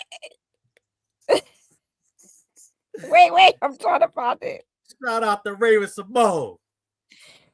Yo, and Raven Simone was talking like that before it was popular. Yes. The girl, that's what I was about to say, and bro. then Yeah, and then that's the clip I wanted you to play. Come on, Keisha, because I be telling you, I got a headache, but I can still perform telepathy with you, okay? Even through a headache. Go Is this the ahead, one girl. where she talk about how many continents she's African from? American. I'm an American. I I am a Black American. I am definitely Black. And yes, my ancestors come from Africa. How long does a bloodline have to live in one land before they are considered a pure species of that land? Meaning, how long did my people have to be in America to say, hey, no, we're American, compared to some people who are English American, who are Irish American, who are German American from their ancestors, but they get to call themselves American. There's nothing wrong with being African American, but a true African American is someone that is from Africa and moved here, either first generation or second generation, and has a tie to that country that I do not have. One of the first census in Virginia that allowed for Black people to have a name was somebody from my family. So that means they were there long before. I think there comes a point where when you build a country, when you fight for freedom, make money and pay taxes and generationally live in a country, you have the privilege to call yourself pure American. I am not. Enough said. She ain't never lied. Enough said. Enough said. And, you know, the confusion, you know, it shouldn't be. Because I remember, as Tad said, when we moved in these spaces, my mother said, we ain't African. My Aunt Niecy, God rest their soul, said, we are not African. We've been here. My mother said, we've been here. Okay? So, you know, as y'all mentioned before, because of what was coming at us, we got it wrong. But now everybody's on code and everybody's getting it right. So I would encourage everyone to sit with the elders in your family. Go. This is why funerals are so important. Yes. Every funeral you get an obituary. Keep them. Because those obituaries give you a history of your family. Don't throw it away. Keep it in the box like I got over here. For every family member. All right? Or sit with the elders in your family. Now I want you to see this. My aunt transitioned, the one with the blue shirt. Right? She was the matriarch of the family. Now Aunt Marie is telling some stories about the family. Now look what Aunt Pauline is doing. She's taking out documents to share with me. Okay? Cousin Peasy brought all these albums out. And then the albums didn't just have pictures. There were documents that look at her going through it. Okay? So once you begin the conversation, they love that. They love that. I was in the kitchen for hours. For hours. Look at her taking out death certificates, birth certificates, going back generations that she's unfolding and laying them out so I can get copies of them. It's real talk. Real talk. So you can do that with your own family. You can do that. Keep those obituaries. Go to grandma or aunt so-and-so house. Ask them where they got the obituaries at. Start going through them. Can I say two things real quick, Keisha? One thing real quick. Go. And a lot of y'all who moved in these Pan-African pro-Black spaces changed your name. And that hinders your family's research.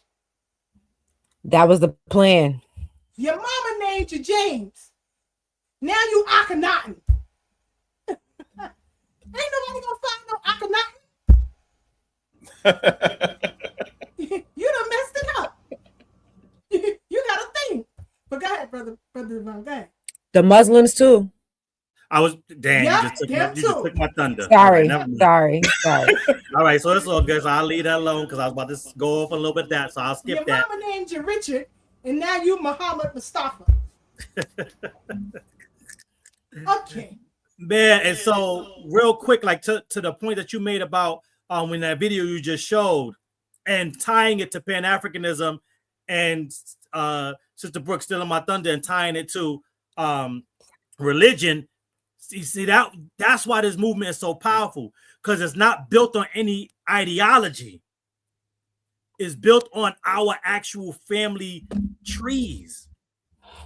And to your point, and I can speak for myself, but I think, you know, this has kind of been, you know, a maybe not a consensus, but a number of people in this space. In my family, it's like that experience with that you know that your elders was doing and taking out the paperwork and giving you copies.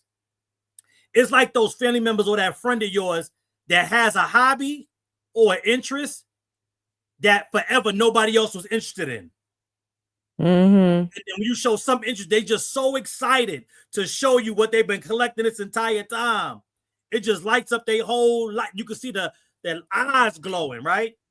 And so I know in my family, before this movement, again, because of how we have been socialized and the ideologies that have been pushed on our community, we kind of played that genealogy to the left. And we pushed it to the back burner. And the ideologies devalued it. And I remember the first time, I think I was telling this to Sister Brooke, talking about Mama Prince, and it's you know, Mama, I know you watching, so it ain't no shade. But my mama, you know, she was one of those that was like, you know what? Just go out here. You know, she knew what was going on because of the time she grew up in, and her trying to protect me. She was like, look, just go out there, try real hard, and you could kind of overcome a lot of this stuff.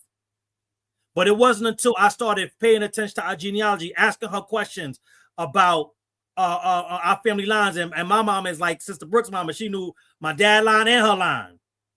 And with that being said, it was like when I started doing research, and I had like a little mini podcast before I became the president of the U.S. Freedom Project, and my mom came to me and cried after one of the episodes. And she was like, I'm just so thankful that you're getting in contact with our history.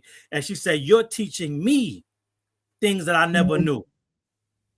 And it was just such a powerful moment because we never had these talks in our home because of the way in which she tried to protect us, you know, being the first teacher in the home. You know, my dad didn't even, you know, we didn't have these conversations. He was out, you know, doing work and stuff like that, you know, and providing and things of that nature. So we didn't have these conversations. It wasn't until I got older that I started having these conversations.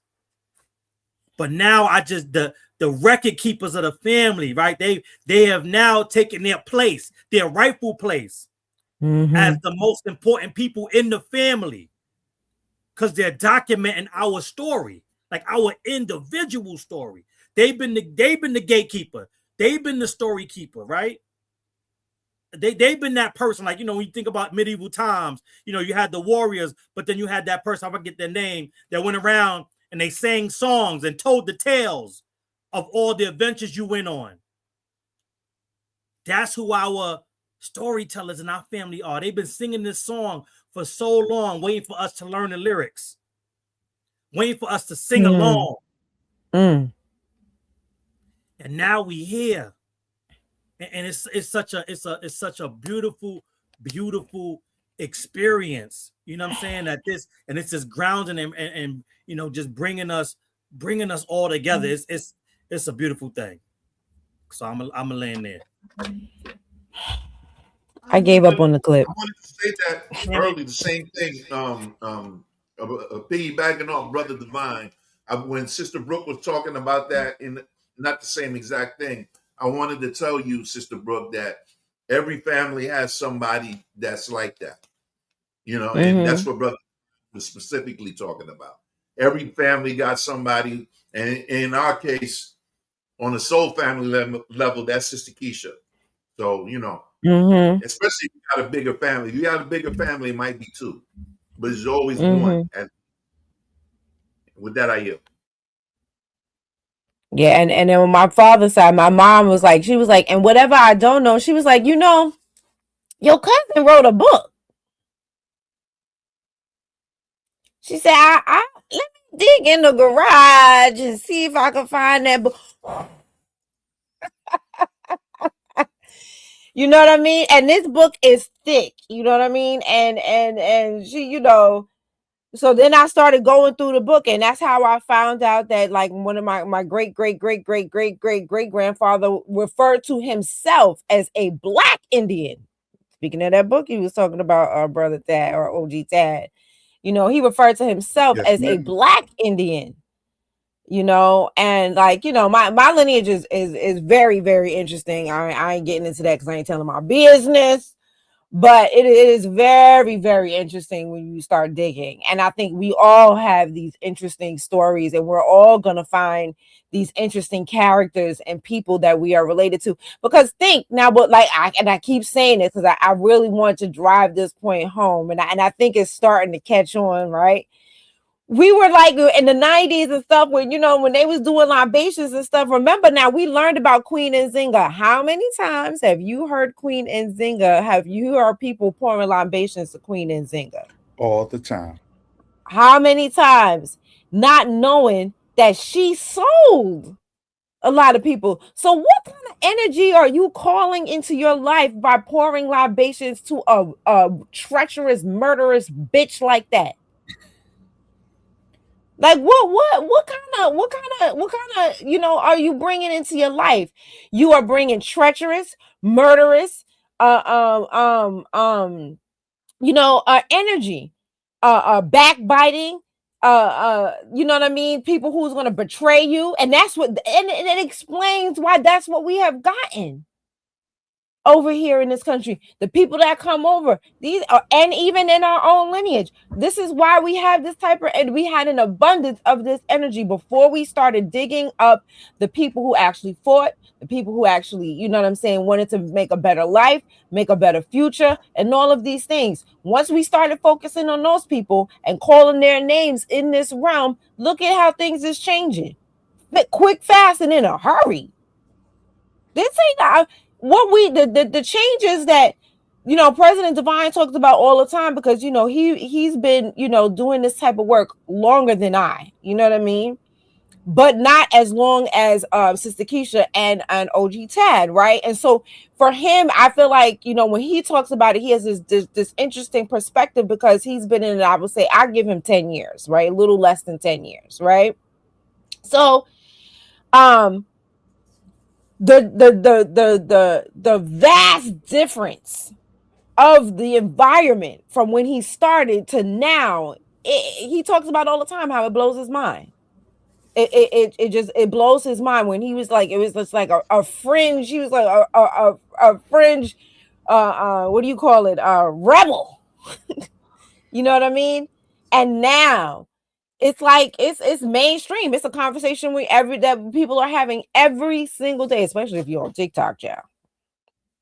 So it's just a beautiful thing to see.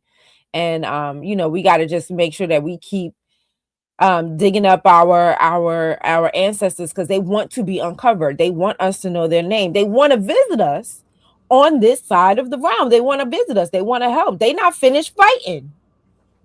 They wasn't finished fighting when they passed. You know what I'm saying? They got some more fighting to do for us. I just want to say this real quick, right? And it's dope. You know, I always say we making history right now. This book right here I got from Barnes and Nobles. It's super cheap.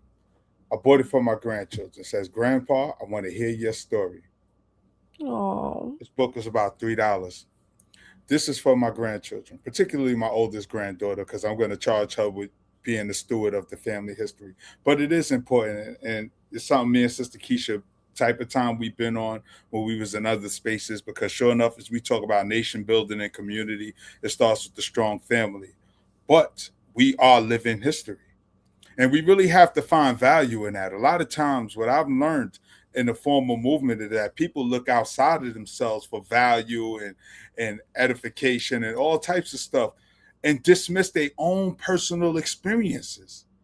And it goes back to what Brother Divine was saying, you know, everybody is now on board, all these celebrities, because we all have this shared experience that was almost taboo to talk about on how we've been treated by other folks.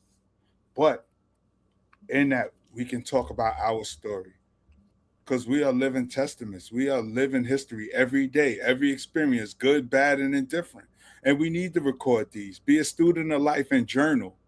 Be a student of your life and journal. Journals are very important because there may be things you forgot about. Go back 5, 10, 20 years. Sometimes I read my journals and I forget about some of the entries. And I'm like, damn, I forgot that any of this even happened, you know? So back to we was talking about, you know, being in charge of the family history and the family story. I think everybody should charge themselves with that responsibility and pass it off to a younger person, somebody who's going to be responsible to keep the family pictures and all of that stuff. And I just wanted to say that. That's it. Beautiful. You know, you mentioned that book, Sister Brooke, with your family. The same thing happened with me, right? Last year, July, we're having a family gathering at my cousin Michelle's house.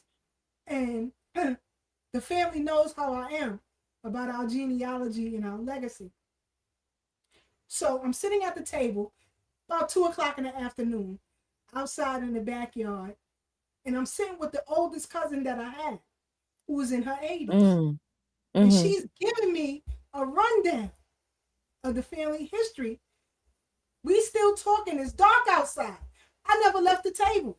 I didn't eat. I didn't have nothing. It's a good thing my daughter packed me up some food to take back to the hotel. But I didn't want to move. And she just kept pouring into me. So the next morning, I get a call. It's from her. It's 7 o'clock in the morning. Come downstairs. I got something for you. I get downstairs. She got a book that was produced back in 2012. And she gave me that book. The family history, going back to the 1700s. Ooh. Crazy. On my mother's side, how I was able to connect generations that were forever lost. I was able to connect generations. So again, you know, we have a calling and we have a duty, especially right here and right now. And thank God, we all on one accord. We all, no matter how we came to this table or how we came up on the bridge, we're all on one accord. Because you have people who aren't of our lineage saying things and speaking on us when they shouldn't. That's problematic. Listen to this Ghanaian. As what's the name says, I think it was Jason Black. Put him in a room full of white folks and start asking them questions and see what they say. That's right. And we'll come right back. I think I see things a bit differently just because my family came from Africa. So I wasn't really raised in like this black culture. White people hate you, you know, look what the white man did to us and all that. Like, that's why we went in Ghana. Okay. So my dad moved from Ghana. Yeah. And my grandpa, he moved when he was like probably 5 years old. And my grandpa did like his story of how he got his whole family here is amazing. So it's like, why would I complain? Why would I go do these things and shit on what you did for me? Yeah. You know, like why my grandpa, he's never said the word racist in his life. And he moved here in like 1950s. That's been my experience with more African migrants. And it is. Yes. And also Cuban black. And that's why a lot of view themselves as really like black. There's Cuban and they think black Americans are the most entitled group. No, they do. That's why a lot of Africans and black people don't really get along that way because of that very reason. Like people will tell me, oh, well, you know, your dad's from Ghana, so you're not black. I'm like, okay, well, that's fine. I don't care. I'm just saying like my grandpa. I'm all black. Who handed actual the whole member you guys talk about? Like all my grandpa's children, my dad's brothers and sisters, they're all super successful because they were not. I think it's just like the victim mentality, even like, well, you know, we're poor because of the war on drugs. No. I think it's like the very first question you ask, like with the Filipinos and the blacks, it boils down to culture. The things we accept, the things we do not call out. You know, if you go like us and call out bad behavior from the black community, black fatigue, if you call it that, oh, well, you're wrong. Well, I don't care. I think it's as simple as this. And this, someone, if we weren't having an authentic conversation, would say this is racist. I think that African migrants coming here, the naivete that they don't know that there's a crutch they can use. Yeah. They're coming here from poverty, like, I better make it. Yeah. They're not, no one said like, hey, you could just say the drugs destroyed your community. Like, what? I actually have a family that I'm bringing over. And I think everything to me boils down to culture. Why Asians go to school? Their culture. Thanks. Why black people doing the things it's the culture, and we don't condone it. And like you said, that's why I actually feel very passionate about what we do, because I think that's the only way to change it. We have to make like thugging and all the things, the negative connotations that black people do. We have to make that uncool. Or like right now, it's like if you're not doing those things, you're not black. We have been banished from the black community. Really? Yes, Online. because Online. online. You guys are like, you guys are legit black. You're not hey, fellow black friend. That teaches me patience. Just, I tell you, man, inside of me just. Go ahead, Tad. Go ahead. Nah, I want to give it to Brother Divine because the level of ignorance, and they wonder why. They wonder why. It's teaching me because it says, Sister Keisha, you know, we Brooklyn to the heart. We old school Brooklyn, so you know we just be wanting to pop off. About to knock the computer down. I'm past the mic.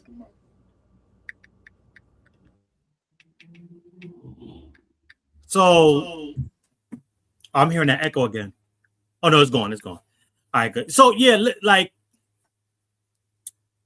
man, it's funny because me and Sister Brooke were just talking about what you just referenced, Brother Tan. We was talking about it from the in-person event we went to in Utica. We went to the Caribbean corner, and we were talking about how, you know what I'm saying, like, I think it's past statute of limitation.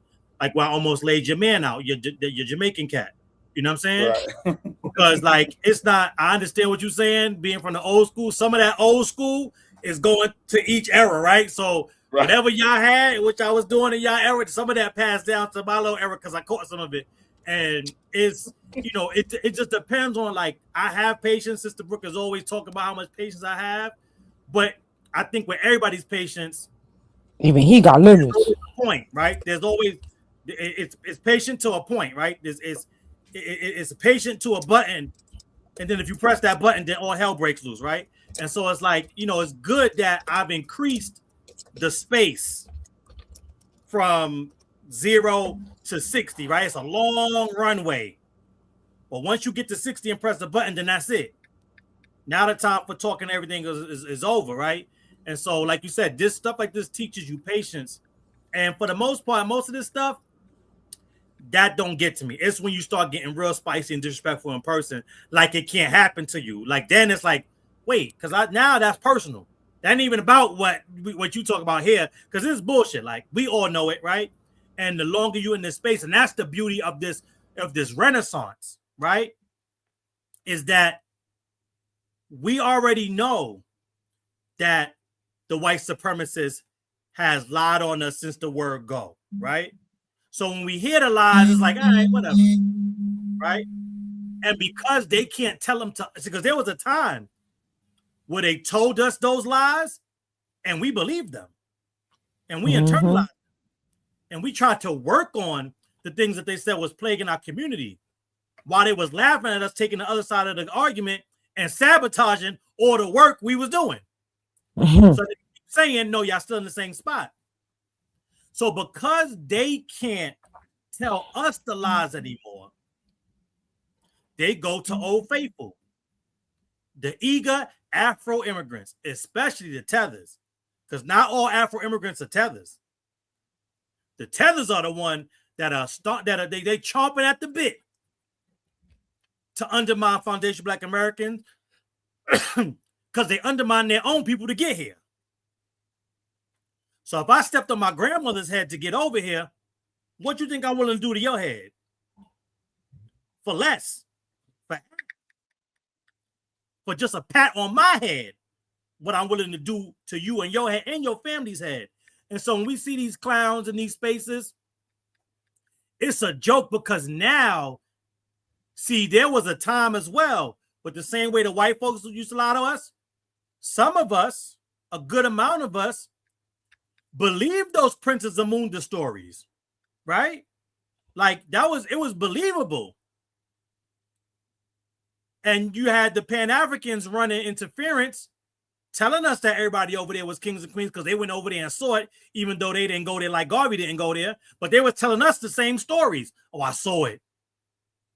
And so we like, okay, there might be some truth to that. But now that we know all that is lies too.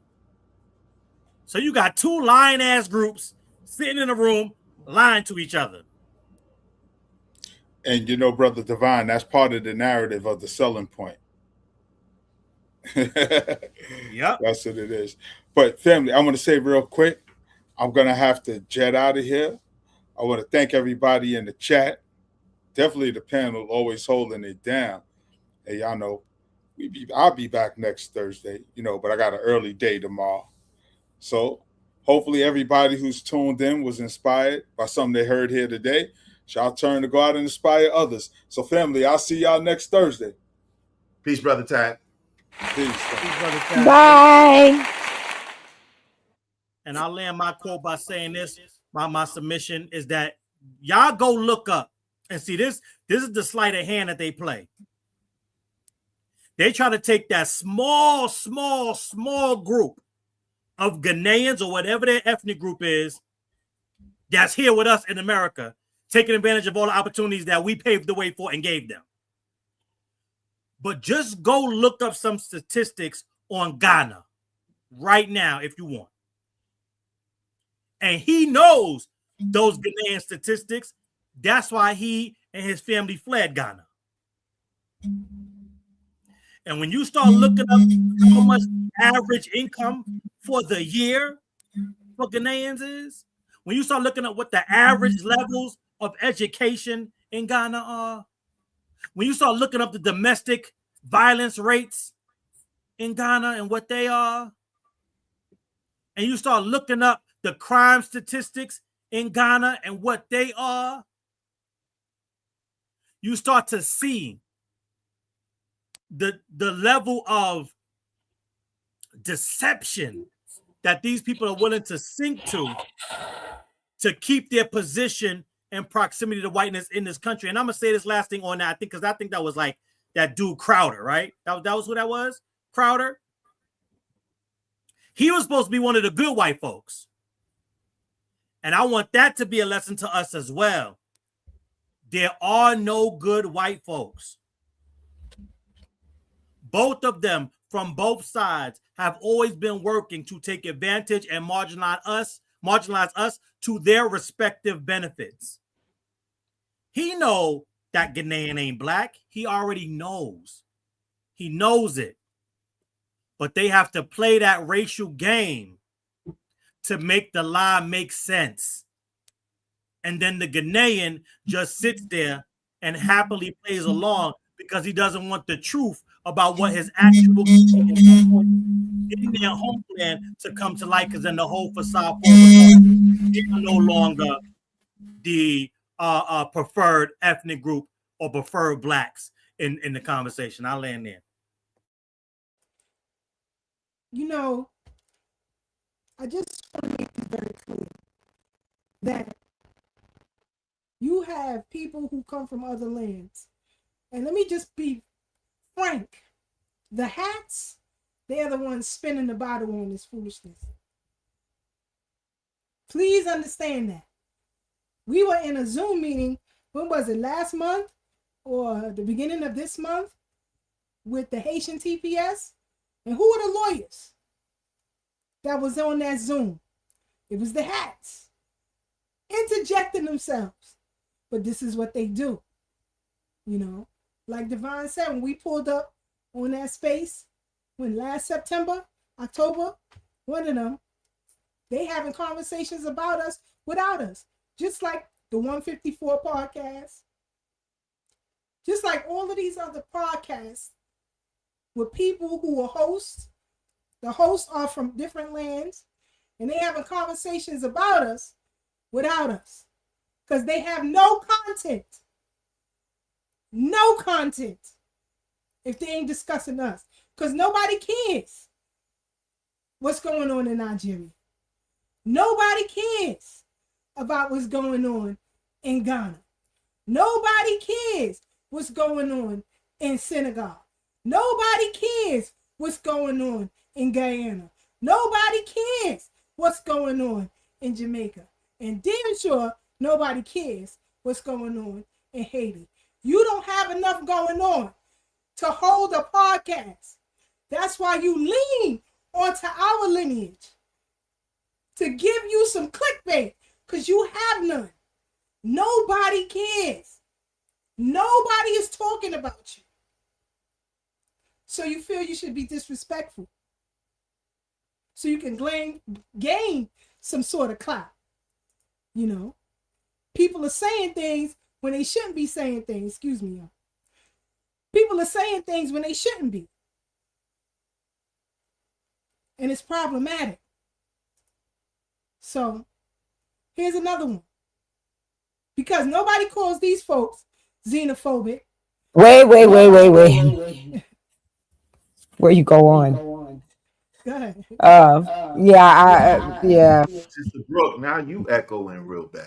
It's like we all taking turns tonight. I feel like somebody has speakers or something that's reverberating in their mic. That's what it sounds like to me. I got on headphones, so I know it's not me. But that's what it sounds like. But anyway, because it's like when you first get started, and then I don't know if the person goes on mute after that, and then it stops. Anyway, I was trying to find a video feverishly because I can't remember. I remember I had the whole video at one time, the video where the white dude was at the forum and he was saying how they used African immigrants to fulfill affirmative action quotas. So this is something that they know and that they have been doing for quite some time. And I just want to say this to that gentleman or anyone else, and I'm trying because like just even gathering my thoughts is making my head pound. You guys keep telling us that we act like we're the only ones who went through slavery. You guys keep telling us that the reason why you come here is because of the way America steals your natural resources. I can't tell you how many times I've heard Africans say that. So why, when you come here, are you so docile? Look like to me, if it is in fact the way you say it is, I'm just going to let you rock for that, right? Shouldn't you come here just as indignant and self-righteous as that you say that we are?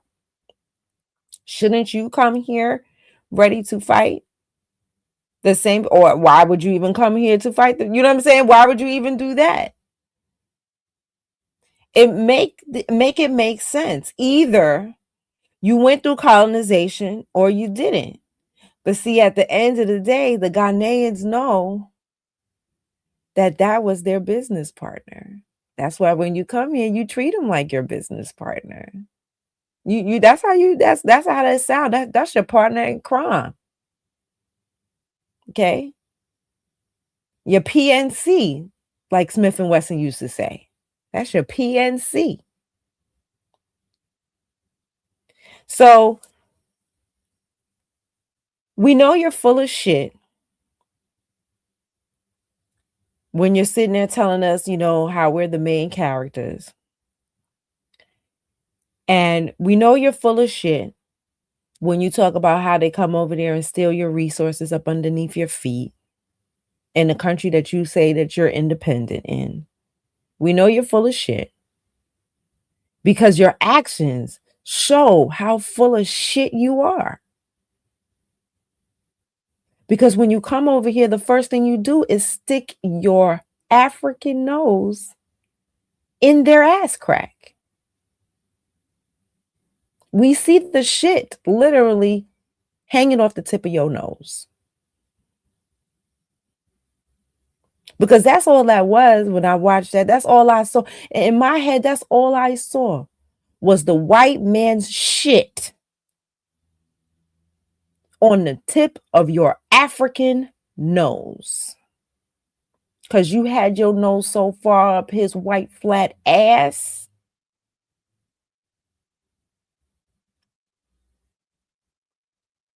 Don't ever fix your mouth on us. We don't seek their acceptance. And we don't care how you feel about it. You could call me all the names, everything but a child of God. You know what I'm still going to get up and do? I'm still going to get up and fight. I'm still going to get up and demand reparations for what is owed to me and my family. It don't matter what you say. It don't matter what spills out your bitch ass mouth, your subservient ass licking mouth. It doesn't matter what you say.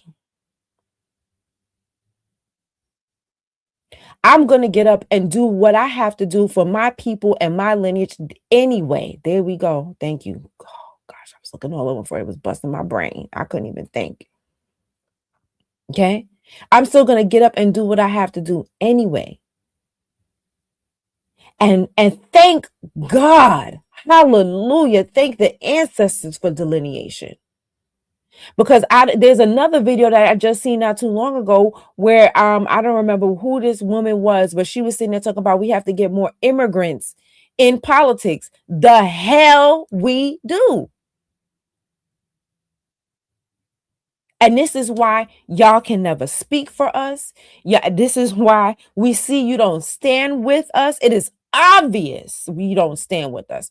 This is also why when white women slit your throats, we don't care.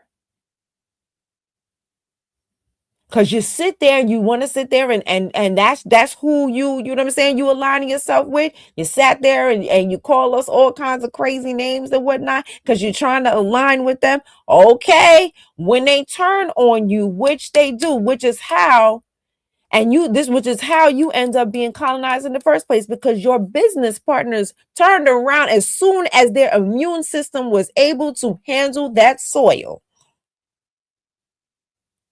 They turned around and put the handcuffs on you. The second that mosquito did not put them in the dirt, they were sitting there stealing everything up under your feet. Rubber, gold, diamonds, platinum, and whatever other minerals they using, because y'all sit there talk about the cobalt, whatever's they use for the cell phones, all of it. They coming to get it up under your feet. Oil, Nigeria. Your beloved business partners. Y'all so busy scamming the rest of the world, you didn't see the scammers coming before they scammed you.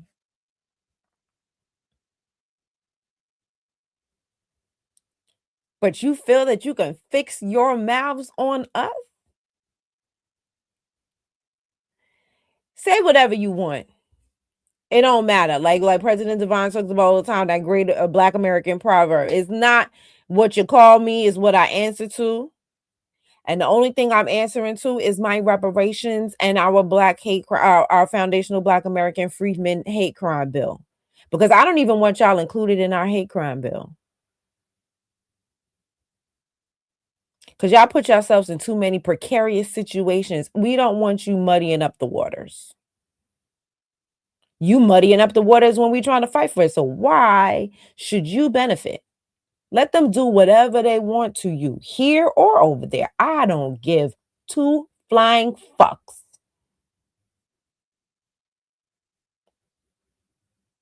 Let them do whatever they want to you.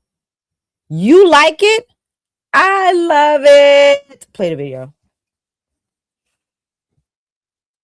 Interesting way, which is actually both the universities and the corporate employers are literally, this is true, they literally import Africans so that they don't have to hire African Americans because they still count as Black. There was a great story. The thing that woke me up to this, there was a story in the New York Times 20 years ago about Harvard. This is Harvard admits, Black students, but which ones? Back when the New York Times could talk about these things honestly.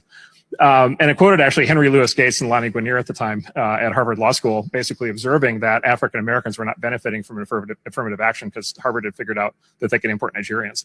Right. And again, it's just like, great. The Nigerians are great. They're very smart. They're very productive. It's fantastic. All other things being equal, you'd like to have as many of them in your country. But like, is that really why we're doing, the set aside program in a very And you see how Henry Louis Gates flipped. Mm-hmm. That's not how he feels right now. And like whatchamacallit says, Jason Black says, you got to watch these old niggas. Hey, the gatekeeper's real name is Skippy. Yeah, we know. Because we call him Skip the Truth. We're aware. Unfortunately, he's one of ours. So we know him very well. We the one who told y'all who. He's 39% Irish. He's a foundational Black American, unfortunately. But that is who he is. We don't lie about people's lineages here. He's a foundational Black American. He's a COON, though. And we the one who told the world that he's a COON. See, we don't hide our COONs. We put them on Front Street and let the world know that they are COONs. We don't allow them to be able to creep and crawl in your community, our community, anybody's community without putting, we put the jacket on them early. So we are well aware of who he is. That's why you know who he is. Because we told you. So, yeah, but to notice how when he was trying to go to Harvard, but now that he graduated, he don't care no more. Right? It's none of his business no more. Now he's trying to lump us all together with these erroneous DNA tests that he know is fake. Put him in a room full of white folks and see what he says, because we already seen it. He started laughing with them. He is laughing at y'all for thinking that you could take some spit and find out a tribe. That's a quote, baby. He is laughing at you with white folks surrounded in the sea. He was the only meatball in the rice. Surrounded in a sea of white folks. He's up on the stage laughing at all of y'all who have done those ridiculous ancestry tests.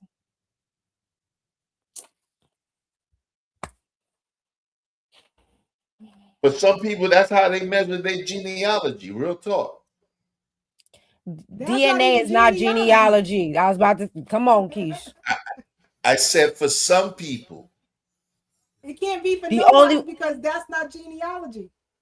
Genealogy is paperwork. It's paperwork. There you go. I'm being ironically sarcastic.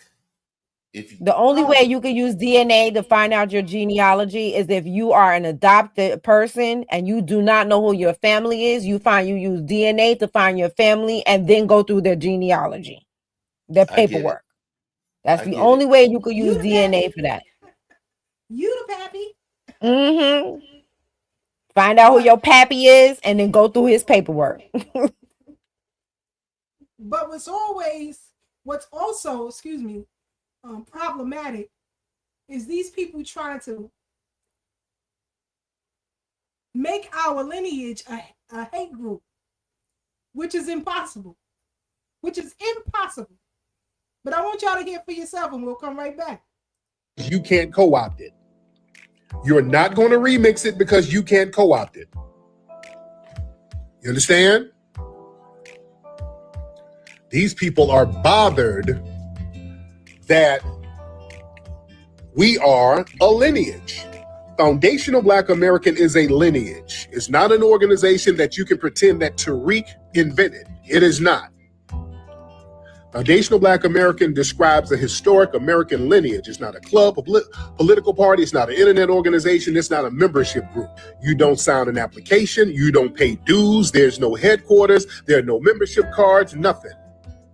That term describes the Black Americans whose ancestral roots are connected to the people who built this nation from the very, very beginning.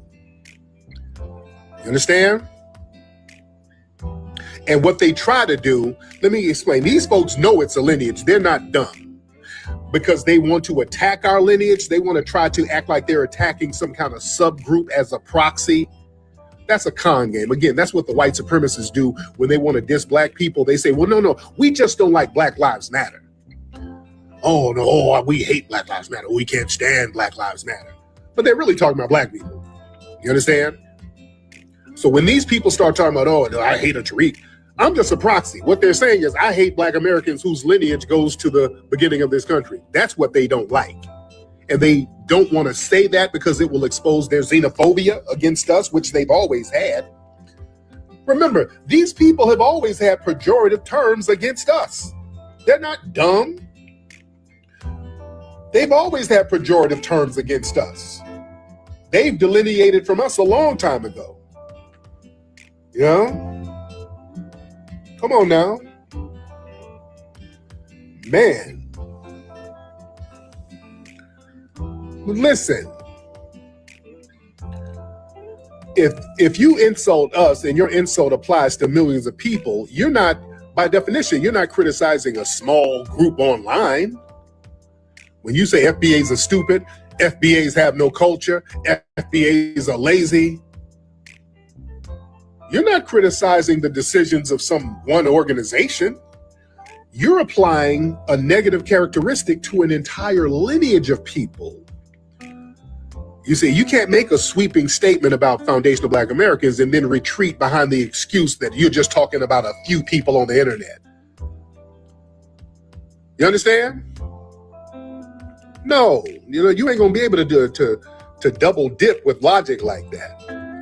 You know, you're not gonna throw a rock in a crowd and then claim you were just talking about one person. You know? Come on now. See, you recognize every other group's lineage, but suddenly demand some kind of organizational chart when Black Americans name our lineage.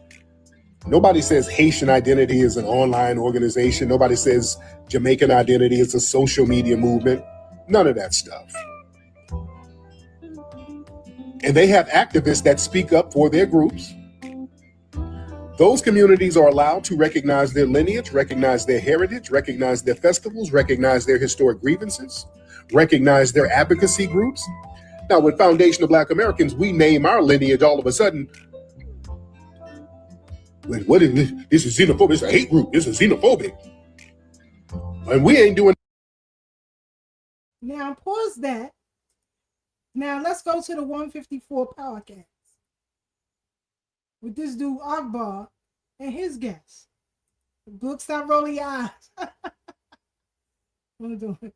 Their roots, because I what think if it'd we be are amazing. amongst a bunch of royals and we don't even know it? Like, We it'd be are. cool if some of my homies from school, and I'm like, man, I didn't know I was supposed to be calling you sir this and, you know, Prince this. Like, you know, like, it makes me wonder how many other people are from royal families and don't even know it. Or even just what Just- royal or not, just or what- amazing. yeah, where you're from, what other- where's your but we family? all are. But we call all each other are. king anyway. Yeah, That's right. What's up, king? What's up, queen? We gonna tack it on anyway. Call me That's Lord, right. dog. But you know what's so funny is I see people. There was a woman I saw the other day, and I'm like, "Where's your family from? You look just like my family. Where's your family from?" I said, "My family's from Sierra Leone." She goes, well, "I'm from Louisiana, but maybe I am." She was so excited. That's crazy. So it was just like people want to know. course, They yeah. just it's just like there's been a disconnect. And have you noticed this? I know I can literally look, and you said it earlier, you know, like I can look at someone and going, wow, like that person's Nigerian. And I go, excuse me, are you Nigerian? Yeah, I ain't Nigerian. And I'm like, I don't know if anyone's told you, but you are definitely educated. You can tell by features. It's like so many. Yeah, when I was in Jamaica like a couple months ago, you know, I was like, everybody looks the same. Yeah. I saw some girls. I go, oh, they must be Jamaican. What's up? We from Georgia? I was like, they look. Everybody, we're from the same. We're all the same. man. When I was in Cuba, I went to Cuba on a study visa, and I was in Cuba, and there was this guy who looked. I had just come from Sierra Leone. I looked at him. I'm like, it looks like they brought you from Sierra Leone here, and you're speaking Spanish. It was just like it was the incredible. same. We're everywhere. And you know, they're Southwestern Nigerians. Cubans are. Yeah. They come straight from Southwest Nigeria, Yoruba, because they got Santeria, which is the Orishas, which is Chengo, Elegua. Those are the Yoruba gods. Yeah. They are straight from Nigeria. Because you talk to old Cuban, like elderly Cuban, when I would talk to them in New York, I say, ¿qué país? They say, Cuba, Havana. And I say, Nigeria. Nigeria, mi abuela. Mi madre es Nigeria. Nigeria, la historia de Cuba es Africa. Oh, yeah, they break it down. The history of the family. Because they because they listen to rumba. Because rumba is like literally the root of salsa, but it sounds exactly like Nigerian juju. Oh, when I sounds exactly like it. It's funny. I for years, I danced in a professional salsa company, Okay, urban Latin theater dance Oh, company. cool. So when we were in Cuba with the drums, I was just so at home. African. I was so at home, and I had just found my family in Sierra Leone. Yeah. And it was just like, it's just, oh, we're all connected. It's so and African. I think it's something for all of us to remember. I think sometimes we go like, oh, I'm from Louisiana, I'm from here, I'm Jamaican. We're all one. We're all one. Everybody got a drum circle. Everybody got a damn drum circle and eating rice with meat on it. I'm tired of it. And then you see a fried banana. Can we all just shut up? Why are you eating a fried banana though? Everywhere. Ooh. We don't eat fried bananas. We sure don't. And when she was talking about the Cubans, yeah, because those who came from Africa went to Caribbean, Brazil, South America. That's them. We don't practice Santeria. It's Baptist or Pentecostal or Catholic. We don't do that. I don't know what you're talking about. Ain't no heads of chickens getting cut off over here. Only time you see a chicken with his head cut off, you on a farm down south. Or on a We ranch. about to cook it. We about to cook it. We about to eat. So I don't know what you're talking about. But again, trying to push this narrative, trying to make us something that we're not, trying to make us cosplayers of what they are. But we're not. Your thoughts? Oh, I can't wait. I can't wait. I'm because I just seen a documentary. But also too, speaking of a documentary, then I'm gonna let y'all have it. There's a documentary on PBS. It's called I think you about to say what I'm about to say. 1890s Wilmington something. American No, that's Goo. I seen that one too though. All right. So those who were fair skinned, like Miss Girl over here, they had to run. They had to run and hide. You see? So I don't know what you're talking about. Your legacy ain't my legacy. I don't know what you're talking about, lady. No. I'll see if I can play a little thing of that documentary once y'all finish. Go ahead. So, because I thought you was about to play, because you know me and PBS is like this, right? Like that's like I love PBS, right? I'm such a nerd, right? So I was watching, I can't remember which documentary it was because they all run together after a while, right? But I was watching this documentary where they talked about how after the Revolutionary War with the America, with newly formed America, so this is in the 1700s, right? 1776 is the late 1700s. After the Revolutionary War, those that fought with the British, right? They sent them, you know, so that they could, because the Americas, the you know, Washington and all those folks did not want the British to take all of the enslaved people that ran toward the British side, or you know, that fled, or I don't like to use the word run, because if you're enslaved, I don't really feel like that's running. That is taking your fate into your own hands. You know what I mean? You're getting away from. But anyway, so when they went over to the British side, because the British were promising them freedom, so you're going towards freedom. The British was promising them freedom. The George Washington did not want them to be free. He was like, you got to bring them people back, right? And bring them on back to us, including George Washington's own enslaved people, right? And so they told them that they had sent that they were gone already. And this was so crazy. I did not know this.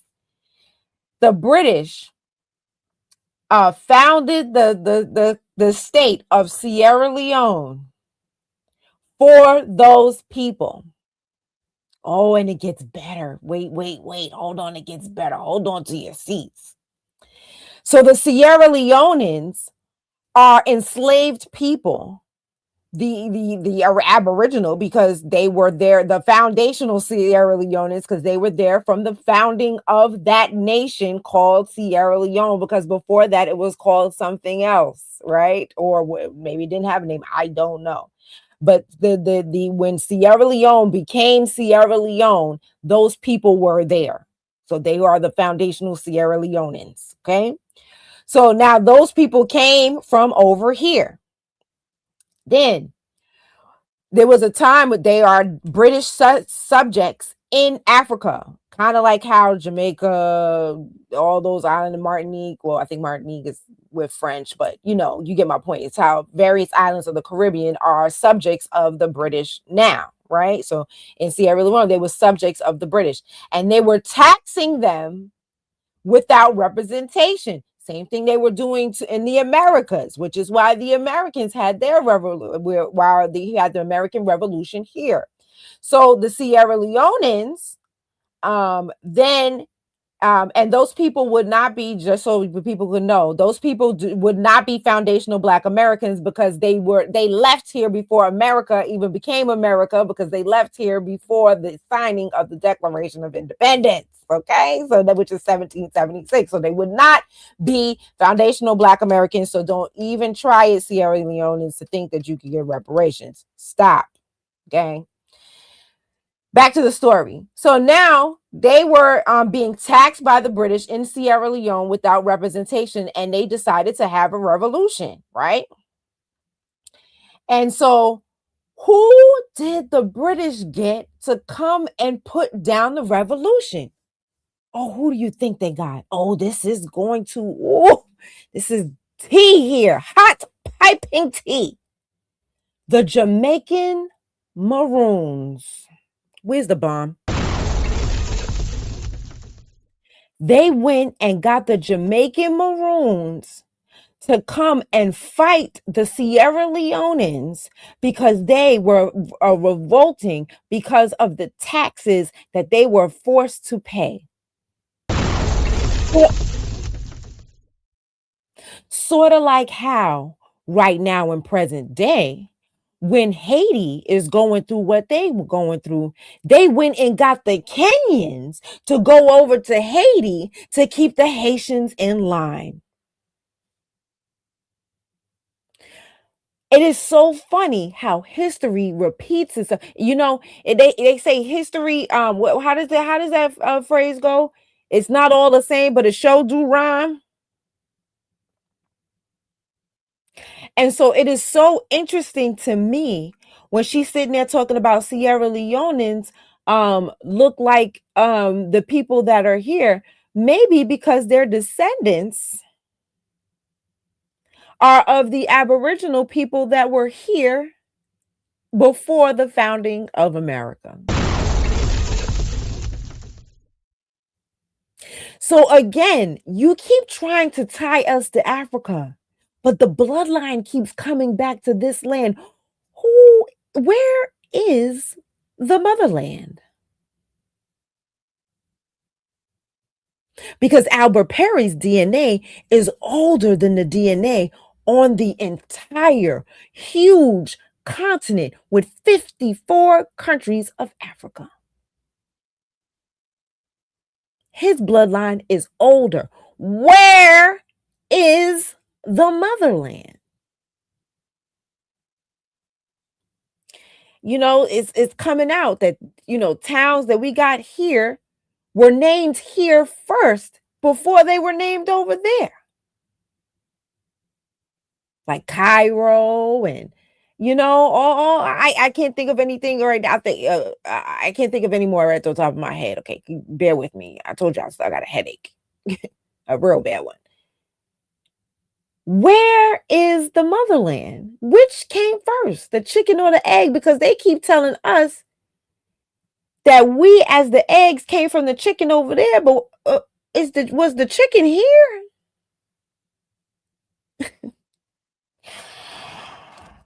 Oh, I'll end right there. I think I didn't said enough.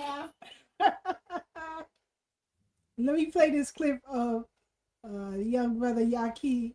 Hold on one second, and we'll come right back.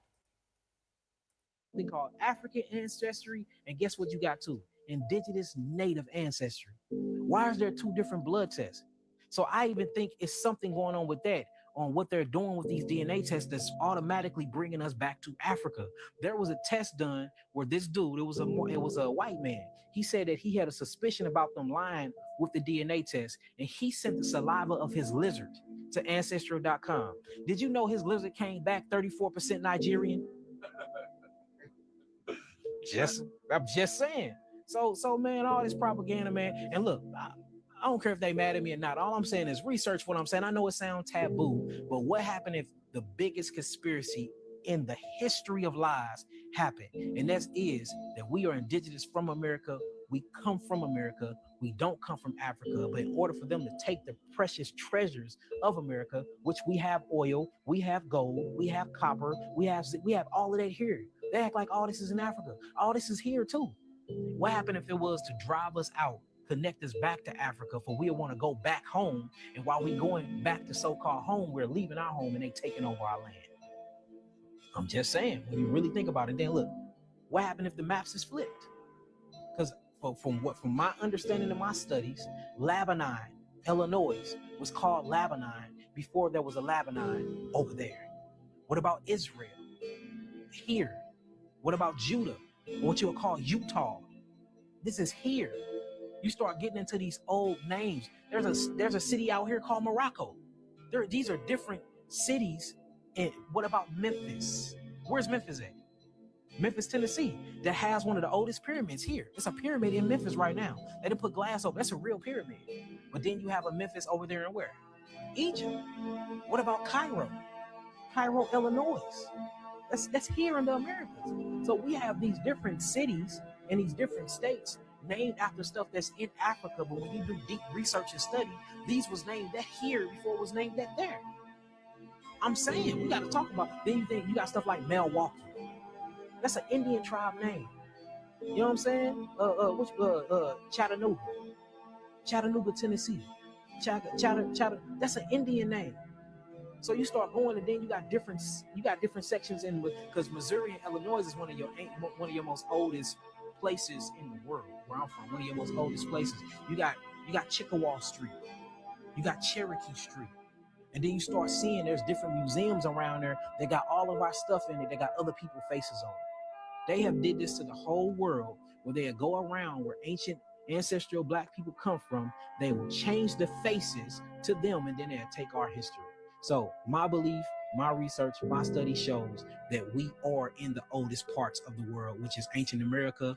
We are not from Africa. I do believe that all people of melanin descent do have some type of ancestral and DNA connection, but we are not all the same people, and we don't all keep or hold the same traditions. And I believe a lot of islanders, like such as yourself, actually come from the lower Americas, and it actually was a ship's trade there, where a lot of y'all went from the South America to the islands, but it didn't happen the other way, where we all came by millions on this big ass boat, stacked on each other like sardines, came over from Africa, from a port called Yehuda, all the way over into the Americas. And I haven't found any evidence that truly suggests that. Now, can you tamper with evidence and make things look like something? Yes, that's why we all think we're from Africa when we not.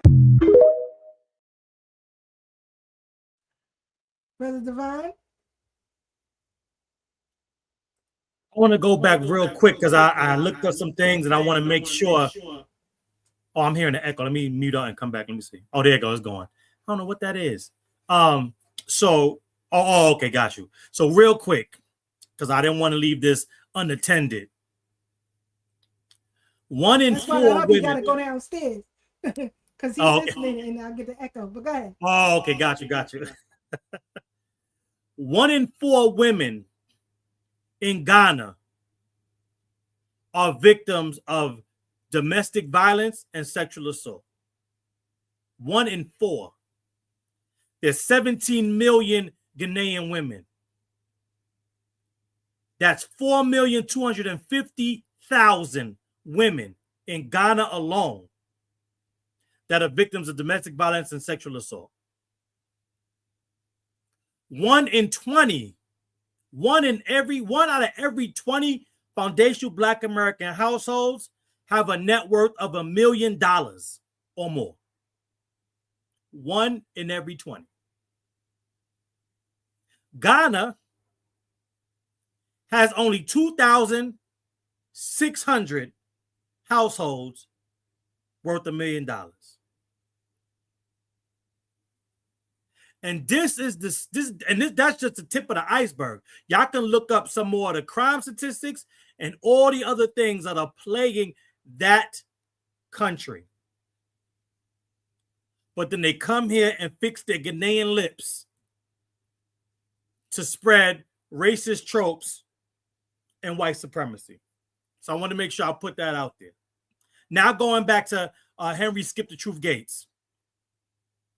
This is back, and this just brought it back to my remembrance. I literally forgot we did this because our focus has largely been on legislation and all the other things. But I think there wasn't ever, I think right when they got started, because I think it was 2019. I don't think it was COVID yet, right? So it's either 2019 or 2021, either way. The U.S. Freedmen Project reached out to a burgeoning, budding new organization on the campus of Harvard called GAZA. And that stands for Generational African American Student Association. And at that point, we talked to them about possibly changing the name because we already foresaw the issues with African American, even though you threw a generational on the front of it. But that's not even the most important part. You know, because they were younger, and, you know, we had some pushback with some very interesting conversations and things of that nature. And at that time, you know, no shade to them, but they fell victim to the whole, well, delineating as hard and as easily as we're doing it now back then was still xenophobic. So they kind of backed off a lot of things that we're trying to help them do at that time. But here's the interesting part. When they were setting up Gaza for all the reasons that a Gaza is necessary and delineation is now what it is today in 2026, all new student organizations require a faculty member to sign off on them. They need a faculty member to co-sign it for it to become an actual entity. And they went to Skip the Truth Gates to start this lineage-based student organization on the campus of Harvard. And he turned them down and told them it was divisive. It wasn't until it started to become exposed, and I think there was an article that I can't remember who did it, but it was an article that highlighted what that video that you played showed, that the Black students at Harvard were really Afro immigrants. And when that started to bubble up and that became a reality, then and only then did he turn around and then help them start that chapter of Gaza at Harvard. And so these are the people that are supposed to be pro-Black, meaning pro-Black America, right? They're the ones that's supposed to be fighting for this. You're at Harvard on the legacy that foundational Black Americans helped build there, but you turned down these students to start that organization, and only due to outside pressure did you then turn around and co-sign it for them to become an organization at Harvard. So that's two. And shout out to guys, I think it's still active, but the members that we met with at this time have already graduated and gone on to do other things. And lastly, I want to come right down to present to where the 154. And here is not the issue, but the quagmire that especially continental African immigrants find themselves in. We talked about it earlier. They don't have a podcast unless they talk about us. That's it. Nobody tunes in until they start doing these false equivalents and bringing us into the conversation.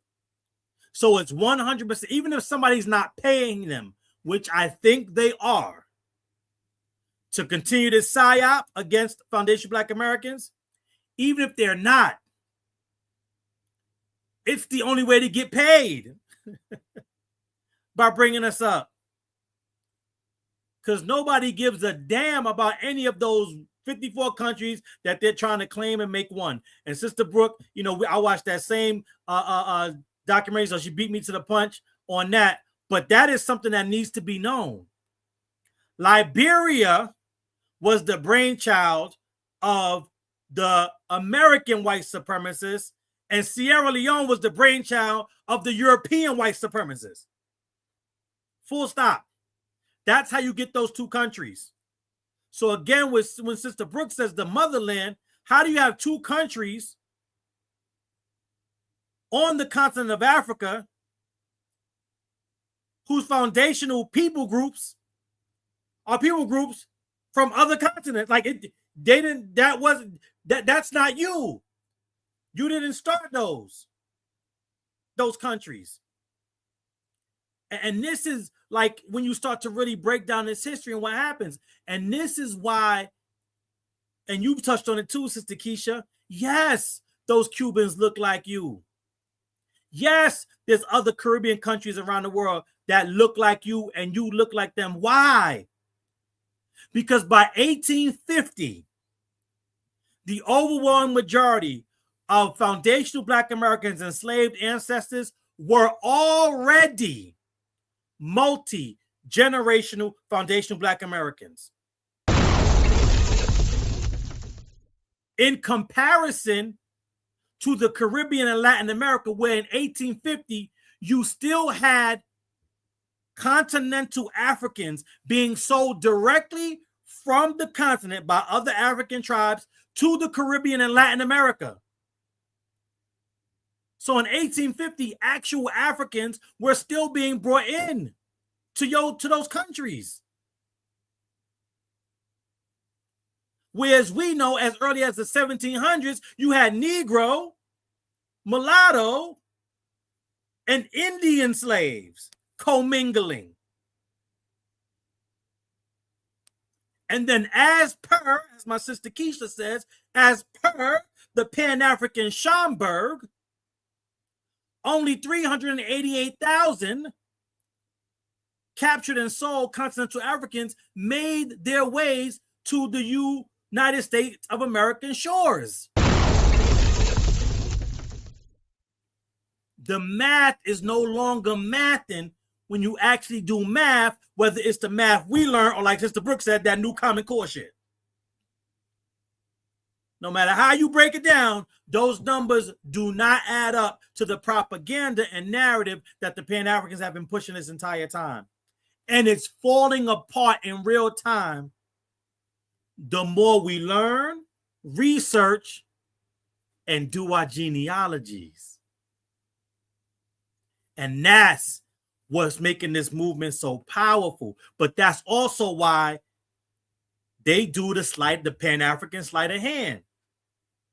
You bring up all the similarities between you and the Caribbean, and then you sneak in, oh, see, that's why we're all the same foundational Black Americans too. You didn't make no direct comparisons or correlations between your culture and our culture. You did it with the people that you had direct continental Africans coming in later in history than here, and in larger numbers than here, but then you throw us all into the same diaspora talking about, oh yeah, and then you got a fried banana, except, we don't eat that. Why? Because we ain't you. And you ain't us. And your food ain't our food. And your culture ain't our culture. And that drum don't mean a damn. And that's the flimsy connection that they have to make, because without that connection, and it's going to hurt a lot of people in Africa's diaspora's feelings, and I don't give a damn.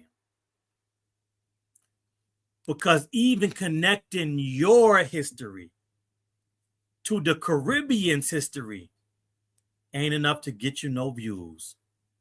Because truth be told, as mighty as Jamaicans try to make themselves appear to be, nobody don't really give a damn about y'all history either. And that's just the bottom line. And it ain't because Stone Cold says so. It's because Foundation Black Americans says so. Not Stone Cold. Not Stone Cold, Steve Austin. But their arguments continue to fall apart. Can I add something real quick before we move Sure, on? Go ahead. When that the I forgot the foundational Black American who was talking about this being the motherland, and you know how the towns were named here first and then named in Africa. Yeah, go ahead. Him, yes, that gentleman. When he was talking about them, you know, that it's a plot for them to move off our land. Remember that I said that in the beginning of the show, right? But I also want to point out is, and this is with love to my Caribbean like family, right? Do y'all understand that's what they're doing to you right now? Your islands are beautiful. You have, you know, beautiful blue water. You know, some of your lands could be fertile if they're not fertile. You know what I'm saying? It could be so many things. Some of y'all are built on volcanoes. Y'all got all types of caves and water and limestone. Because I visited. Haiti is built on iridium from a meteor that fell out of the sky. That's what Haiti. The island of Haiti is a meteor that sunk into the island of Hispaniola. That sunk. So you have, it's beautiful. You have natural resources, and they have convinced you that it is better for you to leave and get a visa and go somewhere else and leave your island unattended. Perfect for white people to come and scoop up beachfront property, or Chinese people, or Indian people from India to come in and scoop up the land that you guys have cultivated for hundreds of years. You may not have owned the land, but you cultivated it. There was a time when the Caribbean was making crazy money for Europe. And Europe, all of Europe, whether it be France, whether it be, you know what I'm saying? Like, you guys were able to give them a mass wealth for them. You got to do it for yourself, but you can't do it for yourself if you're not there. You're leaving your family wide open. You're leaving your land wide open. You're leaving everything wide open for them to just come over and scoop it up. You're not there to fight. The king can fight from afar because you guys want to get over there next to him. You want to come over here and get next to us. The fact that, like I said, that there are more Jamaicans living everywhere else in the world aside from Jamaica is crazy work. I wonder if any other country in the world is like that. I don't believe so. Somebody fact check me, but I've never heard. Think about that. Are there more British people living abroad than are living in the UK? Are there more French people living abroad than there are living in France? Are there more Australian people living abroad than there are in Australia? Are there more Filipinos living abroad than there are in the Philippines? I could just go down the list of countries. I don't think there's any country in the world that can say that. And right now, your prime minister is begging y'all to have babies, which is so crazy because the first thing that happens over here is y'all have a baby. Come on now. Y'all trying to have a baby for that birthright citizenship, but they are begging. Your birth rates are down over there. They're begging y'all to have babies over there.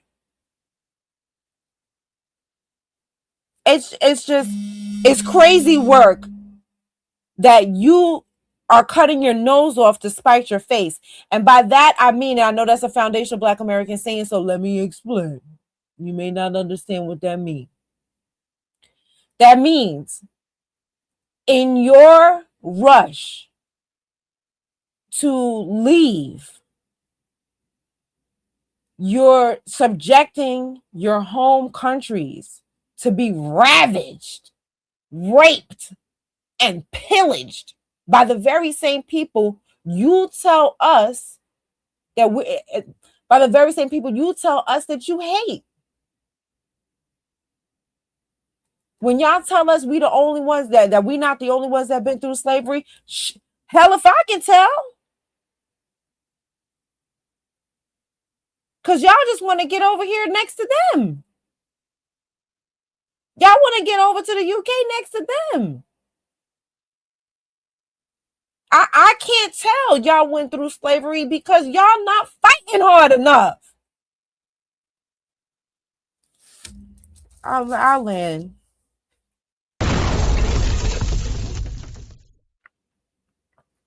Man, those shepherds. Somebody said they gaslight us with the Babylon of fall. Right, but you living in Babylon and you moved to Babylon. Facts. And don't want to leave it. Crazy. Hypocritical. But I got to play this again. And I promise, next week, we're going to deal with Chester Arthur because I want to show the connection between him, David Ruggles, and Louis Napoleon. Louis Napoleon was David Ruggles' right-hand man. But we're going to tie it all together. We're going to tie it all together. I love David Ruggles. Oh, yeah. That was a bad dude. I promise, next week we're going to start off with that. I can keep going. Burkina Faso. I can keep Go going. ahead. We listening. Go ahead. Keep going. Niger, Mali. I can keep going. Sierra Leone. It's like Cape de Verde. There's plenty of countries that's begging us to come back home, bro. So that's what I mean. They hate. All right. So let me respond to you. Do you know that those countries don't allow you to even go over there unless you make a certain amount of money? Do you know that those countries don't even allow you to go over there unless you own a business? Those countries don't just allow random Black Americans to go there and get free land and free this and free that. It don't work like that, sir. To go to those countries, you have to have a certain amount of wealth to invest in those countries to be able to bring up their GDP and economic value. That's why they want to bring Black Americans over there. And they're not just bringing it over there. You know how many Black Americans went over there and got scammed? You know how fucking corrupt those countries are, which is why those countries are in shambles. Black Americans, let me finish my point. Black Americans go over there and get scammed. They get finessed out of their money. And it's plenty of Black Americans. You can go look at the horror stories of that. So this whole notion of this black back, first of all, ain't no home. That's not home. Home is right here. Home is right here in America. But even if you want to say that, cool. Why do the Black Americans that go over there get scammed, get finessed, and get treated like a foreigner? Their business are not protected. They don't even have all of the paperwork and policies and stuff that a country like America would have because those are third world countries. So no, it's not that you don't just get to be a random Black American. I can't just call the government over there and be like, hey, I'm coming to Burkina Faso. No, it don't work like that. You have to have an exceptional amount of money to be able to go over there and bring your business and bring your wealth over there to invest in them, to invest in them, not the other way around. So you don't understand the true points that you're making. You don't even understand the breakdown of what you even spoke on. And Ghana is the main one. No disrespect to the Ghanaian people, but it's true. The government is corrupt. All them governments is corrupt as hell. But go ahead. Okay, so the reason why they were corrupt is we already know about imperialism. We know about that. Man, what they got to do with us? So what? We got everything to do with us. We're responsible for it. Black Americans are responsible for what? Black Americans are responsible for what? Listen, don't call yourself American and then try to use separate. Black Americans are responsible for what? Don't say Black Americans. Black Americans, I can say whatever I want to say. Black Americans are responsible for what? You said, wait, hold on. You saying Black Americans are responsible for the colonization that happened in Africa? I did not say Black Americans, but I said America. America, please stop putting words in my mouth, bro. But we're not speaking, but we're speaking about Black. So regardless of what your issue, regardless of whatever happened over there in those countries, what does that have to do with us? Is the point that I'm making. Yeah, but so the Berlin Conference don't matter? Does the Berlin Conference listen. Question. No, I asked you a fucking question. You don't get to bring back a question. I asked you a question. So what's the question? I asked you a question. So you have to be quiet because I don't want to have to mute you, but I'll mute you. You need to be quiet and listen to the question. You don't run the show. This ain't your house. It's a dictatorship over here, nigga. Exactly. So back to the point that I was making. Hey, look, I'm gonna tell you like this because I'm losing my patience with you. You got one more time. You got one more time to cut me off or bring up some stupid shit that I didn't ask you, and I got to get you the fuck on. Hey, Got don't one more ask me time not to to do that. do, bro. I can keep going. And this is the thing with the pan goofies. Your argument falls apart. There is no wrongdoing in Africa as far as he is concerned. Despite what CEO, shout out to him, is asking him. He's asking you a straightforward question. But you going around the Mayberry bush. Because you know what the answer is. You know it's some BS. He knows that. And I don't want to hear no more from these folks from around the globe who come here and tell us how we parent our children. Because you got a whole bunch of your kids all over social media talking about how vile you are. Now, let's say you go over to Sierra Leone or Mali or, I don't know, Cape Verde, wherever, and go live. And you have to work or have to handle business. You may need a babysitter. I'll be cautious. I will be cautious. Based, not what I'm saying, what the children of these Africans are saying, how they do them. So, you know, we had somebody over here who used to push that crap. You know, but I'm going to play it, and we're going to get ready to close up out. Hold on. Listen to what they children say. Shout out to the Tethers of TikTok. Children of the Bush, presented by Tethers of TikTok. African parents have caused more mental health damage than they will ever admit, and I'm willing to die on this hill. How are Black Americans supposed to unite with Africans when Africans can't even unite with their parents? So growing up in Cameroon with my mom, I know that she was a very angry woman. She was not only abusive to me or my siblings, she was abusive to her husband as well. Africans have a really sadistic way of bringing up their children because they're miserable. And a lot of them really embody that misery loves company. Do you know what the worst punishment was that my African parents used to make me do? Yeah, it was when you hold your hands on your ears, other side, and you pump. You go down squat position and you keep doing that. Bro, the longest I'd done that for was like an hour. Never again. African parents be like, oh my God, why are my kids not talking to me? Let me help you. Let me spell it out for you. They hate you. They hate you. Some of you are vile human beings to your kids. You were the weapon fashioned against your kids. And the moment your kids got an ounce of freedom, they took that shit and they ran. I know rightfully so.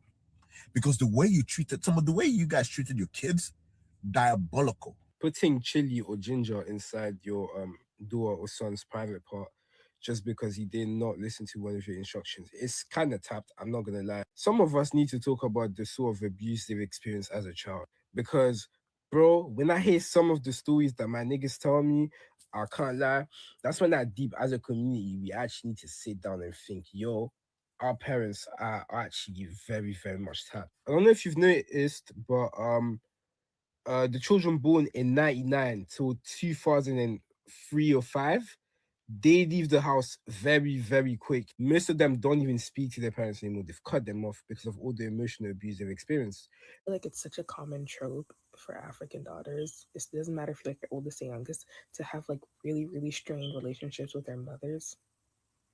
It sucks, and I'm unfortunately a product of one of those. So for the longest time, like, I don't know, especially during my preteen and teenage years, I harbored like this deep hatred for my mother. Like, you couldn't tell me shit about her. I did not like that lady.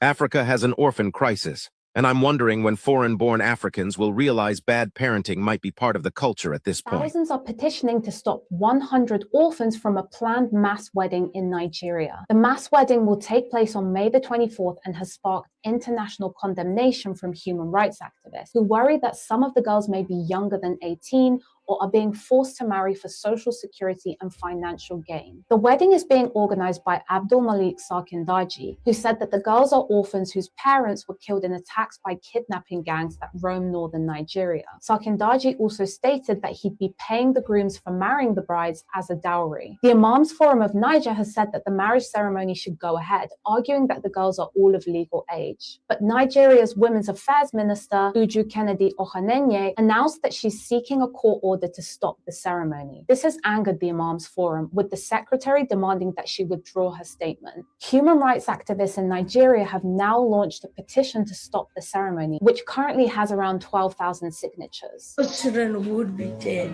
but we keep on opening the doors, knowing that maybe someone will come to our rescue, like peace, philanthropy. So we spent the next 6 months working tirelessly by rebuilding 12 new homes with an ongoing supply of fresh food, as well as a brand new the highest rate of paternity, yes, in the world. Yes, it is Nigeria and Jamaica. This year, Nigeria will be number 1. Next year, it will be Jamaica. But Nigeria is very underreported. Do you know over 78% of firstborns that are taken for paternity tests do not belong to the husband? The first child. Yes, the first child. There are some. The last one we did, all the children, not one, belong to the man. 4 children. The man is in the hospital now.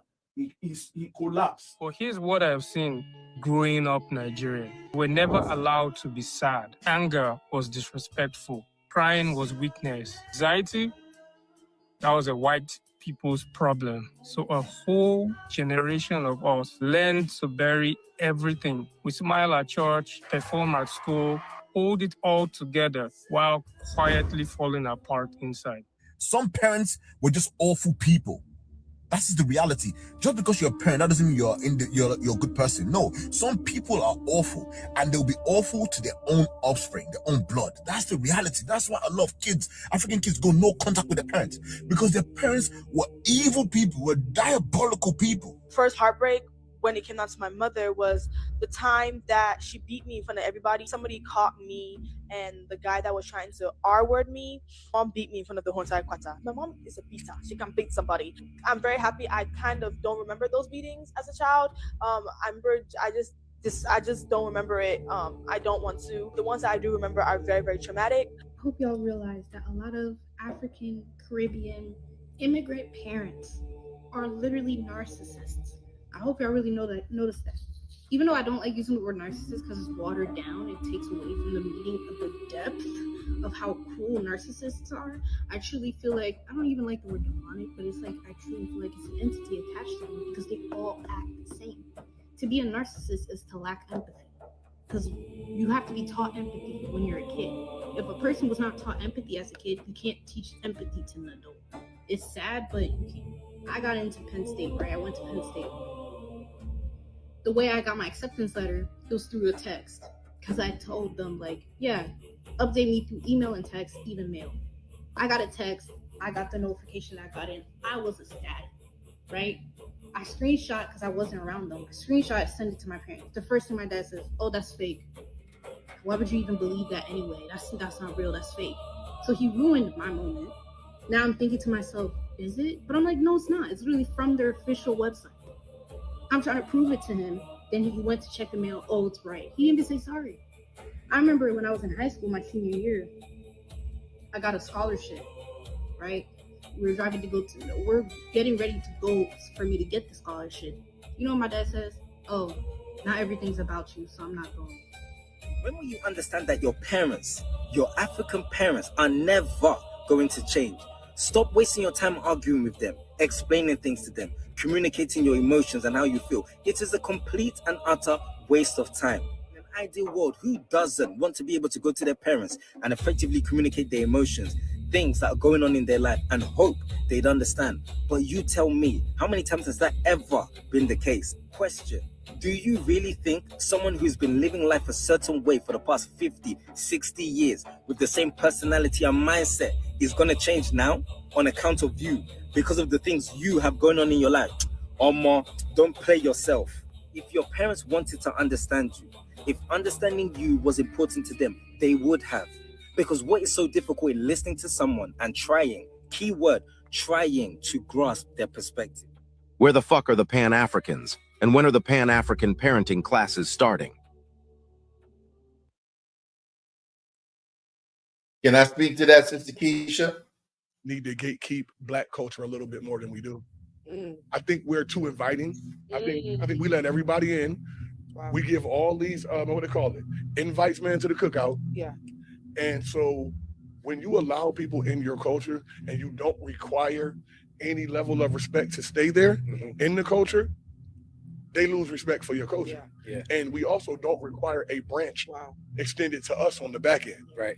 So it's like you can come to our cookout, but we can't come to yours. Right. That's powerful. And like we really have to do that. Like we really have to start gatekeeping our culture more. Yes, we will share our culture with the world. That's fine. But you need to have a respect for the culture.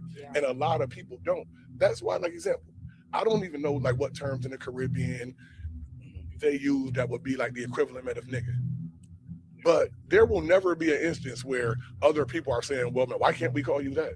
Like they literally have online debates all the time of why can't we use the N-word? Right. Why can't we? Oh, y'all use it, why can't? Because you feel too comfortable in the culture. Because if you have respect for the culture that you're comfortable in, you wouldn't even ask a fucking question like that. You would already know, like, nah, that's cool. That's their thing. Go ahead, Black.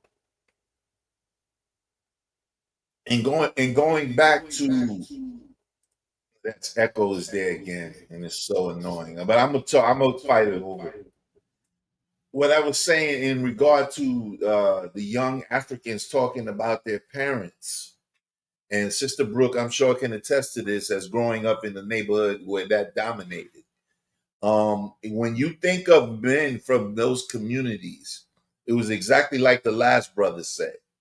You know, like most, because they grew up in poverty, they become narcissists because they have no empathy because they feel like their parents raised them that way. So when you're an empath, like I am, I can't speak for any of you others. When you're an empath, you become an outcast because my concerns are not the same concerns. None of them will watch this show for a half hour. They'd be bored. They'd be like, this guy, I don't relate to that. I was born in New York. I was raised in New York. So I was that for my first 30 years. And then my last 3 years, I've had to learn how to adapt to being in a country that my parents ain't from and couldn't socialize me to be right and exact inside of any culture. So I had to become myself and figure out what I had to do in life. Speaking from that perspective, and I yield. I'm gonna go real quick, and then I'm gonna let Brooke and Devon go. I'm gonna say this as calm as I can. With that, these people are full of shit. They full of it. Because their children, we're not saying it, their children are saying how they are. But you'll come here and tell us we don't know how to parent our children. But I bet you, whether it's 8 o'clock in the morning, 9 o'clock at night, 4 o'clock the next morning, if I call my child, she's going to answer that phone. And when she hang up that phone, Mommy, I love you. So I don't know what the BS is over here. I'm not with it. And it's a good thing. They didn't want their children and stuff around us. That's a good thing. We got to count our blessings. That's a good thing. Because it's not just them. The Asians too. The Asians too. Then go down the rabbit hole of TikTok and put in abusive Asian parents. I saw one father throw his daughter into a TV because she didn't stand properly. So he picked her up and threw her into a TV. Then when the mother tried to get involved, he beat the crap out of her. I think I played it on here a few episodes back. So them too. Good. We don't want to be around here. Because if you had hit one of mine, listen, it'd be a whole different ball game. How you pour ginger down your son's weenie hole? But it's these type of people who are working in these old folks' homes, who are working in these NICUs with these babies, who are working in these child care centers,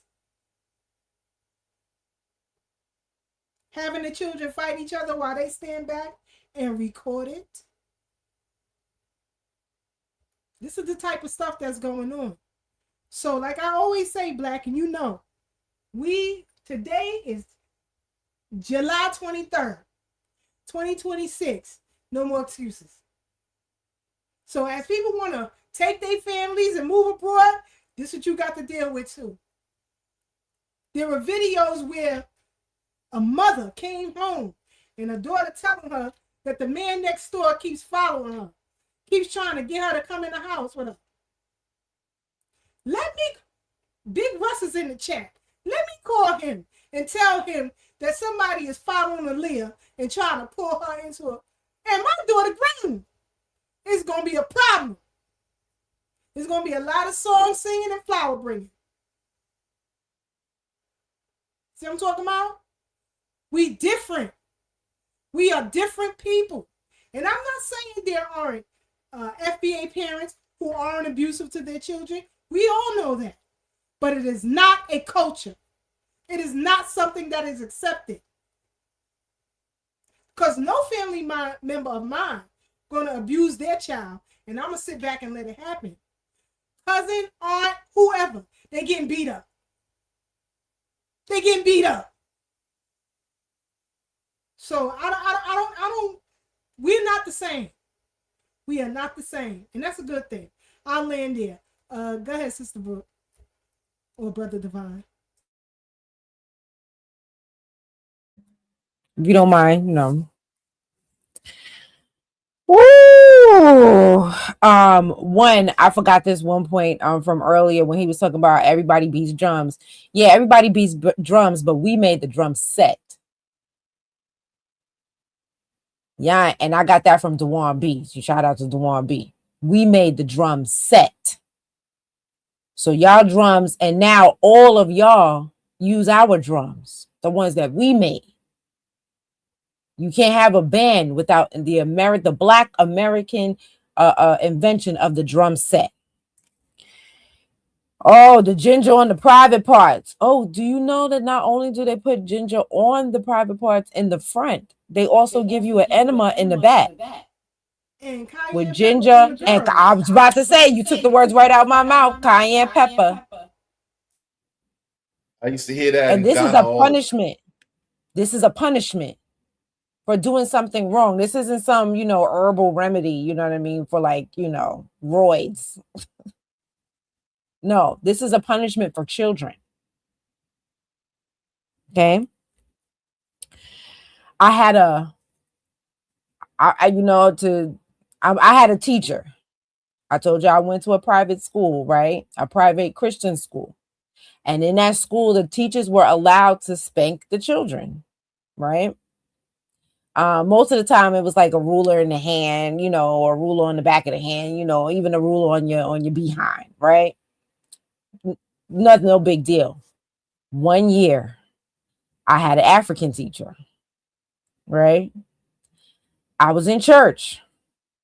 This is me as a young, this is an elementary school, okay?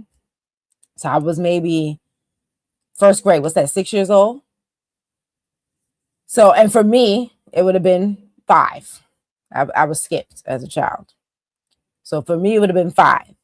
So I'm about 5. I'm in the church with my doll. And my parents, they sitting in the pews. I'm sitting on the floor, using the pew as my table while, church is going on. I'm quiet playing with my doll.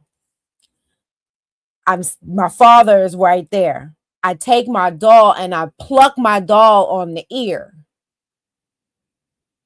My father said, "Where did you get that from?" I said, "My teacher does that to us." Baby, when I tell you my mother had to run interference because my father was going to kill that bitch. My mother was like, "Wait, let me go down to the school. Wait, let me go down to the school. I will, please, let me, I will go. I swear, I will handle it. Don't go down there." And when she went down there, the first thing she said, if you don't fix this, my husband is coming next. And you don't want that to happen. I already had to fight tooth and nail to come in between him and you. But let me tell you, that set my father off. Just a plucking on the Cabbage Patch ear. One little pluck. He saw that. That's something I will, as old as I am, I will never forget. You see how vividly I told that story. I will never forget it.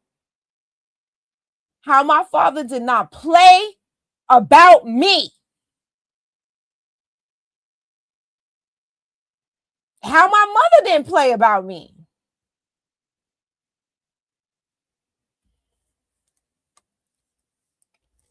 So when y'all bring these practices over here, we don't even let y'all get away with that over here.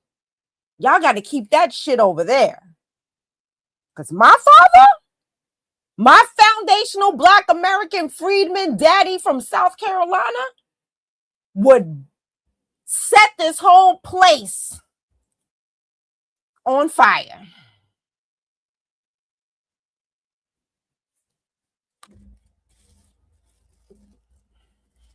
And my mother, being the good foundational Black American woman that she was, wanted to keep him free. Keep him out of jail. Because that's where he was going to go. If he got a handle on her, that was a wrap. He didn't care, woman or not. You pluck my baby on the ear? And that was a plucking. There was no ginger. There was no cayenne pepper. All she did was pluck us on the ear. He was ready to. All right now. He was fit to be tied. You hear me? I want y'all to think about how happy that woman was because of the philanthropist, aka the white man. Oh, the white man.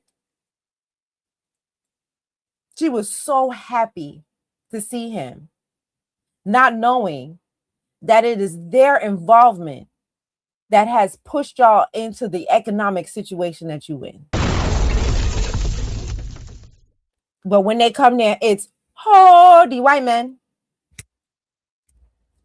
That's why we different, and that's why we delineate, and that's why you come over here, and you come over here with that same, oh, the white man spirit. And then tell us that we act entitled. Then it's so sad because when I watch things like that, it makes me, my mother is not perfect. My father was not perfect. Their relationship was not perfect. But damn it if I'm not happy that they was my parents. Because when I see shit like that, it reminds me, it don't matter how imperfect my parents were the best. They were the best. They loved me.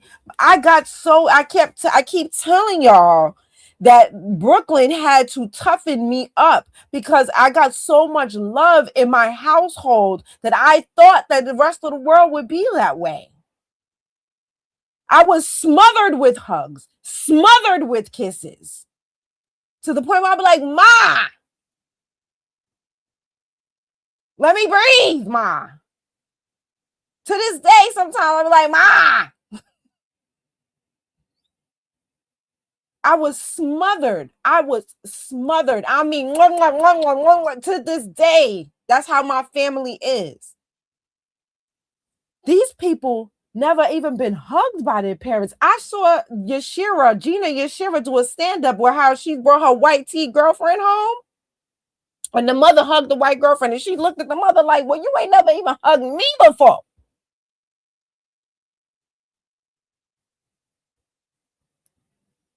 So not only are you doing all these things, you don't even hug and kiss your children. You don't hold them. The first time I got my cycle, my mother crawled up in the bed with me because I was crying and she felt so bad for me because of how much pain I was in. I remember that day. She crawled up in the bed with me and held me pretty much all night because I was in pain. This is the type of mama I had. I had the type of mama I would wake up with an oily forehead because she praying in tongues with the holy oil over my bed. Waking me up early in the morning. And it makes me so thankful for that kind of love that I got because, Lord, you think everybody come from that. You know what I'm saying? You think everybody's house was like that. And it wasn't. And then y'all got the nerve to tell us that we don't know how to raise our kids and what America has done and with everything that we went through, all of the atrocities and the human I was gonna say the G word, all of the strange fruiting, all of the things that happened to us that the enslavers did to us, how they abused us. That did not fall unto us. And y'all want to sit here, and my mother spanked us. Spanked, not beat, not abused. There's a difference. And then y'all want to sit here and talk about, oh, y'all shouldn't even spank y'all children. Y'all shouldn't do anything. No, you're coming from that mindset because your mother threw things at you from across the room as a toddler. It's one thing as a teenager, because, you know, when you get to be a teenager, sometimes, you know, you start bucking up and the parents have to tell you a thing or two. So I ain't going to talk about teenage years, but we talking about toddlers. But it should be a pow.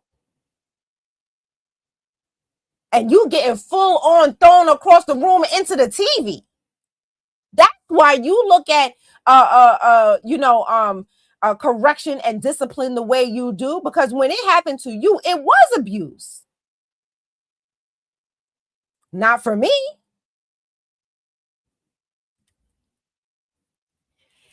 And when y'all sit here and talk about, then that extends into the patriarchy that y'all talk about all the time. When your mamas are complicit in the patriarchy. And let me explain what I mean by that.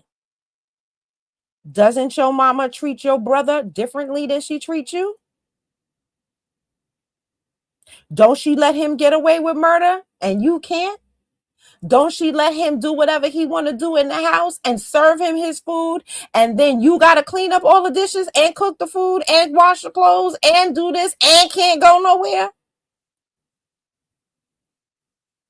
Even right now, as you guys are adults, don't they treat your brother differently than they treat you? Can't your brother get away with anything and you can't? So as much as y'all talk about the patriarchy, what do you call it when your mama is complicit? When your mother feeds into the very same thing that you keep talking about y'all hate. And then y'all grow up and do it to y'all son. We see you. Not letting your son have any kind of consequences and not realizing that this is a new day and age. And I keep seeing this. And I used to say it when I worked in the school, that very same son is going to put his hands on you. And we seeing it more and more. Wasn't that correctional officer just happened in Queens that got unalived by her own son? You are seeing these cases happen more and more and more and more often. These single mothers who are being unalived by their sons. Because you, as much as you talk about the patriarchy, you are complicit in it. So I think y'all need a new word, and I don't know what it is, but it needs a new word since the women are involved in it. And then when Sister Keisha was sitting there talking about how, you know, about the Asians and how they do the very same thing too. Did y'all read that Asian hate crime bill? I did. Did you know that one of the set-asides in that bill was for domestic violence among Asians? We had to pay for them beating each other's ass. And we said, you need a study for my reparations? And then y'all want to sit here and tell us what we don't deserve? How entitled are you? that you think that you should get a stipend from the government because your father can't keep his hands off your mama.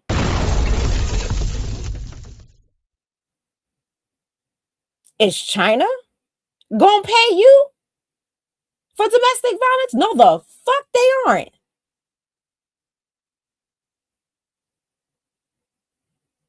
But that's what is inside that that Asian hate crime bill. And I'll lay in there. I think I done said enough. My head's starting to hurt.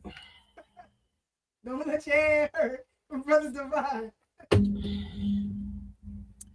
Man, I just you guys, you said a lot of it, so that's good. I won't have to use a lot of time on that. But that's what's so interesting is that they will take our kids away for the same things and treatment that they praise these other foreign families for saying that helps them create the doctors and lawyers and things that we found out now that's a scam, right? So the whole house of cards is falling apart because the Asian abuse on their kids, those tiger moms, is supposed to produce these mathematicians and doctors. And like I said, I saw behind the veil before I knew I was seeing behind the veil.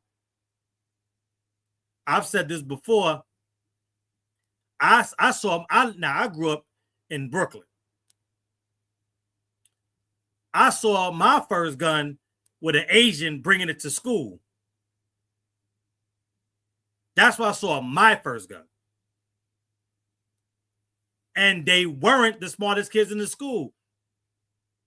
Right? So it's all these urban legends and myths. And that's how I learned Caribbean culture, right? Quote unquote.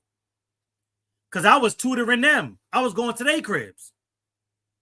And I would meet their families and see their cultures and smell their foods and other stuff. Shout out to Root Work. So all of these urban legends and myths that were sold to our community largely shopped through the religion of Pan-Africanism, all in an effort to have us denigrate and devalue our culture. Like, what's a cultural, a staple in foundational Black American culture? And Sister Keisha hinted at it. We don't play about the kids, period. To the point where if a family member is on some bullshit, they're going to have a problem with me, even though that's their child. We don't let anything go. There's never been a culture of anything goes. This ain't Play-Doh. We don't do that. And with the only ethnic group, only community, and forgive me for being graphic, where you can't go and purchase a child to do whatever you want. I dare you to find a foundational Black American foundational Black American community and try to buy or purchase a foundational Black American child. That'll be the last request you ever make. We don't play those type of games. But all these other communities, all these other ethnic groups, all these other countries that claim to be connected to us, claim to look like us, claim to be the originator of all of our culture, you could go there and you can find kids for sale. And I'm sorry for being as graphic as that is, but that is just reprehensible when you talk about how we don't play with our kids and other kids. And that's one of the things that we had to learn, and we're still learning on the fly, because all these other groups will target kids when it's time to enact some of their depravity and some of their racial and ethnic animus. We are still on some kids are off limits. Even if I can't stand your daddy, even if I can't stand your mother, you are exempt. Those other groups don't have that. They don't have that code of conduct. They don't have those type of ethics. Our children, and it's been proven, are fair game. They will charge them like adults. They lynched our children like they lynched our adults. Documented. So they can't tell us nothing when it comes to parenting, when it comes to culture. You can't tell us nothing. That African was telling the truth. For all the, oh, you are a baby mama culture. All that is projection. Jamaica and Nigeria are in competition every year for number 1 and number 2 for paternity fraud in the world. Not in Africa's diaspora, not in those 2 regions of the world, the entire globe. They're number 1 and number 2. Like that African said, they tested 4 kids and none of them were the husband's kids. His African ass collapsed because he couldn't believe it. They said 78% of the firstborns don't belong to the husbands or the partner. That is a culture. That's a culture of paternity fraud. And then these people will turn around and try to denigrate our culture. That's projection. Classic case of projection. And that's why they're getting so frustrated with this foundational Black American Renaissance. Because the projection ain't working no more. We know who you are.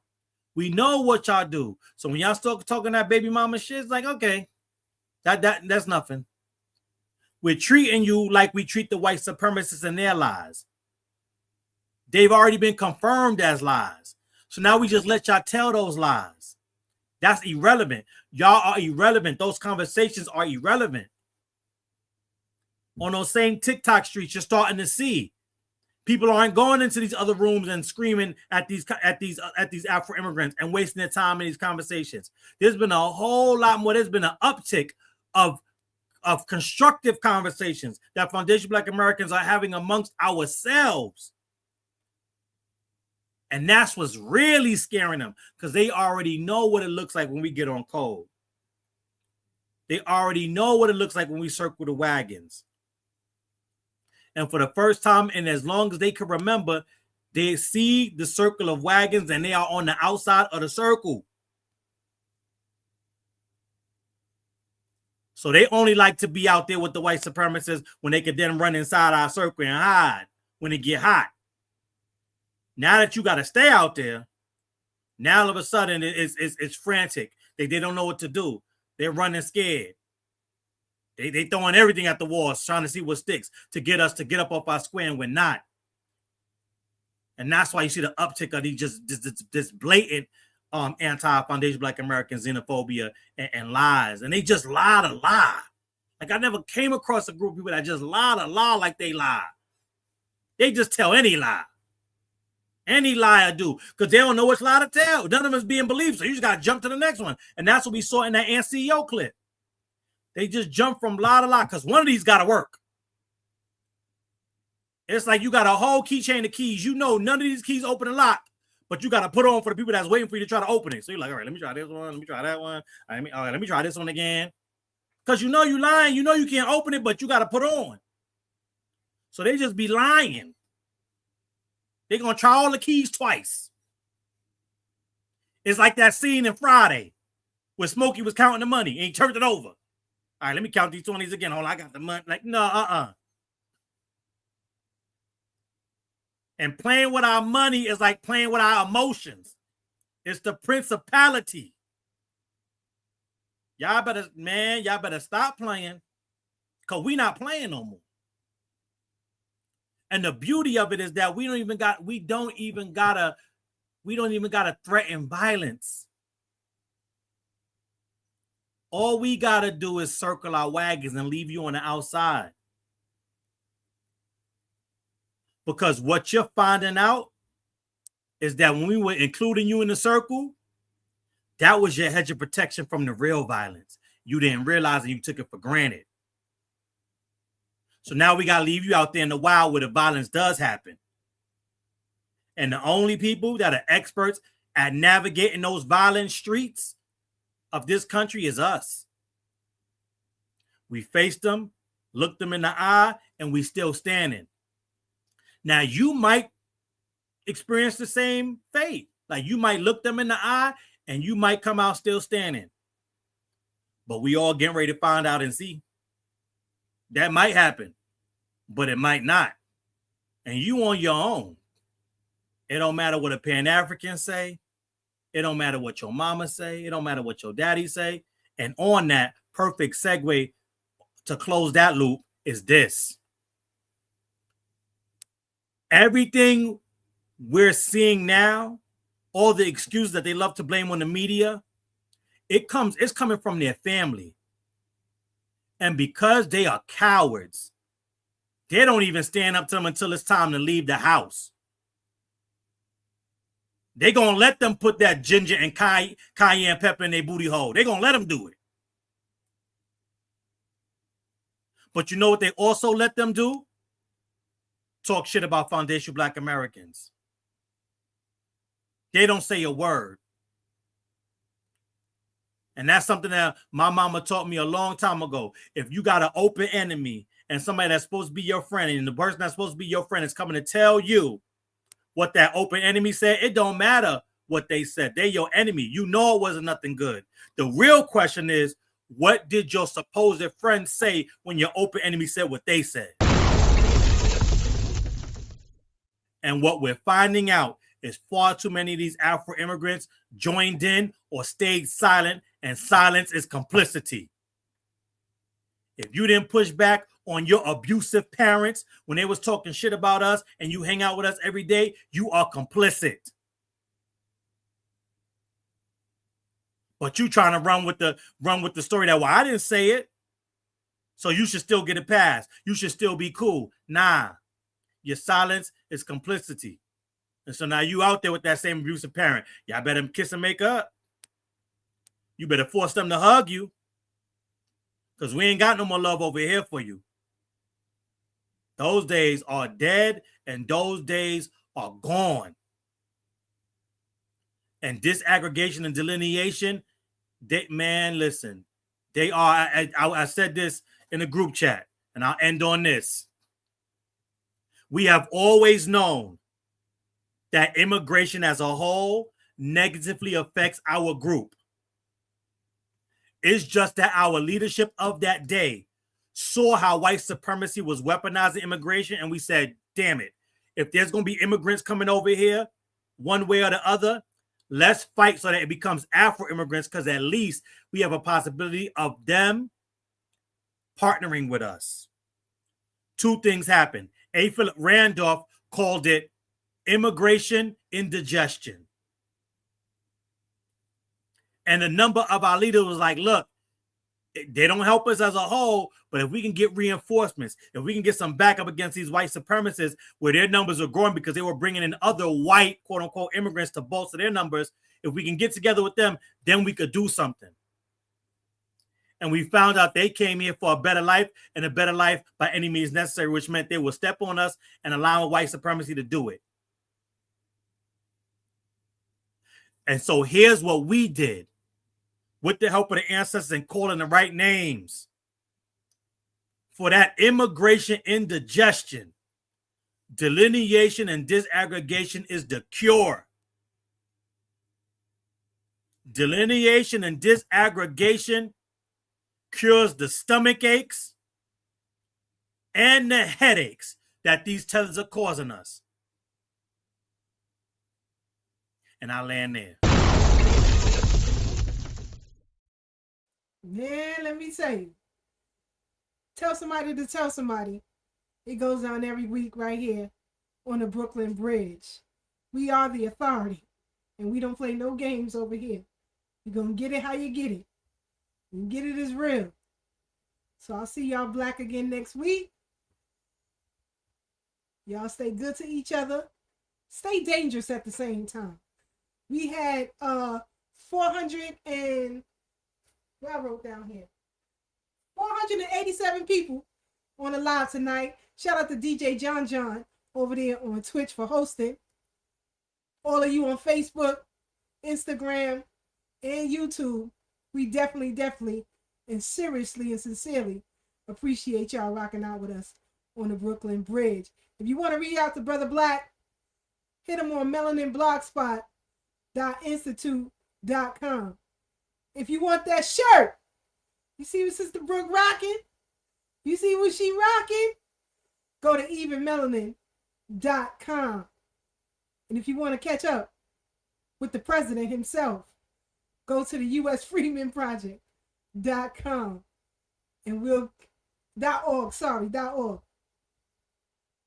I'm sorry, add that we trying to raise $3,000 for a float for the Black American. Yeah, we got to make sure. So make sure you donate.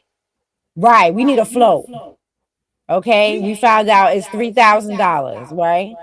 We need y'all to donate so we can have a float in the African American Day Parade.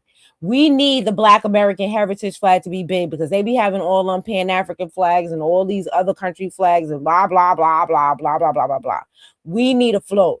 Last year, we was there pretty deep. You know what I'm saying? We had a lot of people. And then people are asking like, oh, how can we meet up with y'all? You'll be able to meet up with us on our float. If you please go to the usfreemanproject.org and donate to their PayPal so we could get we need is 3,000. We could do that. 3,000, and we need it by September. We could do that. Come on now. We could do that. It's important for us to have a float. Why don't y'all throw a party or some type of event? Child, you know I work nights. We're definitely looking to do that. That's definitely in the works. Some level of a fundraiser before then. Sometime in August we have a spot. So I'm glad you brought that up. But I would say if you donate at the US Freeman Project website, I think there's a space for you could put in there for what, right? Like the reason for the donation. So please put float, and we will work on. I know somebody was saying that in the chat. I think that's a great idea. We will have a running tab, letting us know how close we are to the goal, right? So if you put for donation for float, we will be able to keep that, and we'll figure out whether it be on Sister Brooks' website. We'll figure out some place for it, and we'll have getting close, the timeline and stuff like that. We'll have some level of meter, you know what I'm saying, so that we can see when we getting close. Yes, because we need that. We need that float. Okay, I just dropped the link in the chat. Somebody asked me to do that. Okay. We on it, boy. We on it. Yes. Yeah. We need the float. Because K-Fighter can't be doing all this walking no more. I'll tell y'all right now.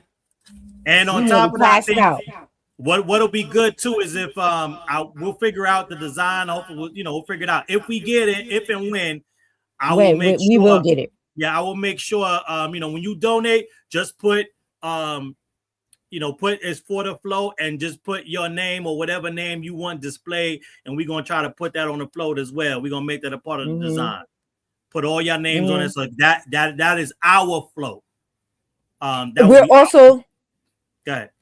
We're also looking into, like, if your business, your Black American business, wants to sponsor, wants us to put your banner or whatever on the float, like with a sponsorship, we can do that as well. You know what I mean? And we'll advertise your business on our float. You just send us the banner and we'll put it up there, as long as it's, family friendly, which I don't think I have to worry about that from the family. You know what I mean? Y'all already know that it needs to be family friendly. So once y'all do that, we could, it could be advertising for your business, because we going, you already know me, I'm going to put video of it everywhere. So, you're going to have some, definite eyes looking at this, your advertising. So hit us up for sponsorships. Oh, that's great. That's a great idea. Thank you for that. Yes, indeed. You want to answer that question on the screen? Oh, what's foundational or African? I don't even know what the question is. I'm assuming he's talking about the parade. parade. The parade's yeah. name is African American Day Parade. It has that has been the name of it for like over like what 50 years at this point. Right. It is the legal name of it. So, you know, we did talk to them about changing the name. There are legal ramifications for changing the name. So, you know, hopefully maybe one day we'll be able to get them to do some sort of slash. And the African American Day Parade, it carried that name because it's been in existence for like 50 years. It does carry a certain amount of cachet and weight when it comes to the things that they are, you know, trying to do in the city. So, you know, it's not just as easy as changing the name, but we are in talks to them. We can call it what we want to call it. You understand what I'm saying? You know how we do. Certain things, it'll be named one thing, like Timberlands are named Timberlands, but we call them Tims. Okay. Not many people call it by its whole name. The same thing. The Jamaicans call them Clarks, and we call them Wallabies, and then other things before that, before I was born.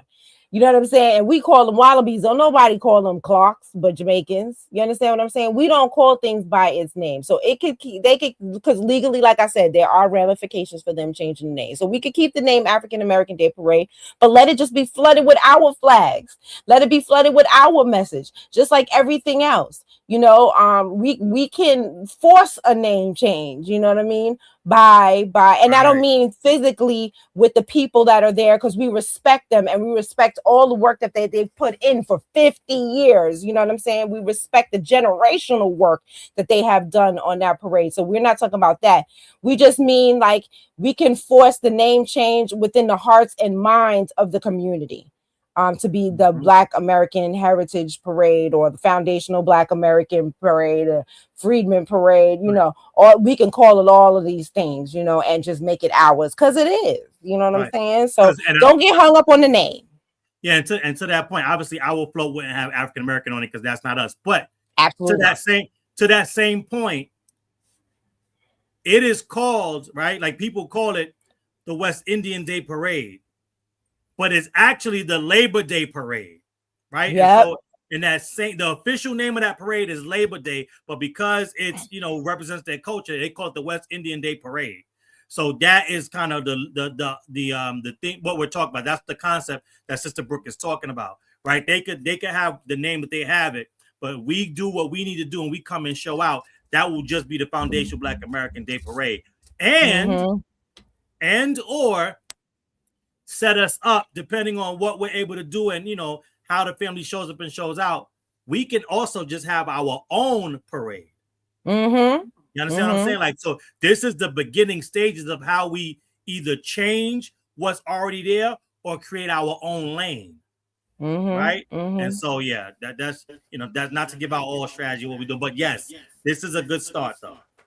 But also too, because last year when we went, you saw more Black American Heritage Day flags, and you saw more Juneteenth flags, and we was walking, you know, around the place.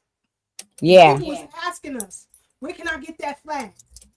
Where can I get that flag? That's how you take over. That's how you take over. So could you imagine if it's 15, 20 of us on a float and we rocking our stuff? You got to start somewhere. So everybody who, who intends to donate, we greatly appreciate you. We're going to do what we say we're going to do with that bread. We don't play no games. This ain't no Umar thing over here. We don't do that. We're going to be out there. And on top of that, like Brooke said, if you want your business, you know, or your organization or whatever on the side, we can make it happen. Because her platform is growing crazy. Ours is going crazy. So we gonna get Divine. And yes, it's in New York. It's the only parade. Let me get close to the mic. The only parade. There are no shootings. There are no groping of women. There are no trampling of children. There are no people in the parade half naked or naked. No straggle ass. We don't do that. We are different. And like she said, it's been going on for 50 years. So we're going up to Harlem and we're going to represent thoroughly. Just like we do right here on this Brooklyn Bridge. So get in tune. More than likely, we'll probably stream live. We streamed live on OG Wisdom last year, right? Yeah. OG Wisdom, we streamed live. So you'll get to see it in full effect. Let's drown out those RBG flags. And let's come through. Let's show up and show out. Because the takeover is real. We did it last summer when these people was having a space about us without us. And we changed the whole dynamic of what they were trying to do. They were trying to disrespect our lineage. But we came and we changed the whole dynamic of what was going on. And we plan to do that with the parade. So we appreciate your donations. We appreciate you rocking out with us on the Brooklyn Bridge. Tell somebody to tell somebody. Join us next week, Thursday. And all you tethers, stop leaning on our lineage. That's right. We ain't taking it no more. We're done. Chill, you gotta chill too. I got you, brother. I got you. You would qualify because you do have a line that goes back to the enslavement in this country. If you don't, go elsewhere and appeal your claim. Stop leaning on, and that's the problem with Pan-Africanism. You all have been leaning on our legacy for so long. You don't know how to stand on your own. I don't necessarily. That is absolutely not true. Wait, hold on. Hold on. Everybody's.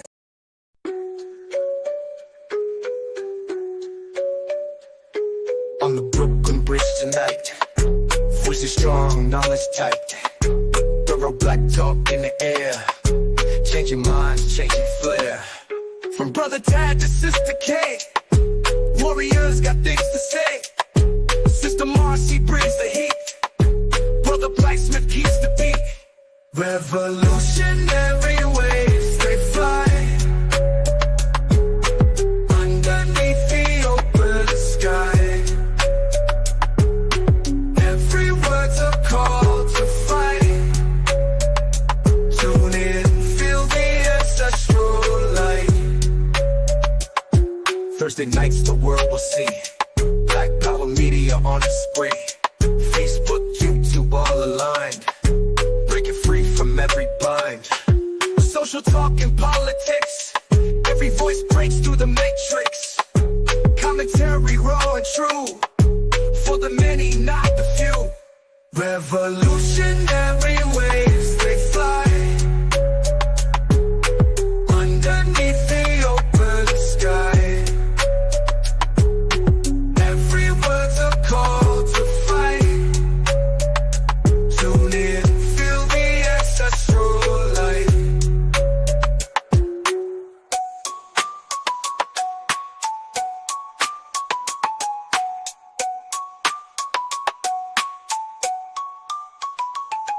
Social talk and politics, every voice breaks through the matrix. Commentary raw and true, for the many, not the few. Revolutionary waves.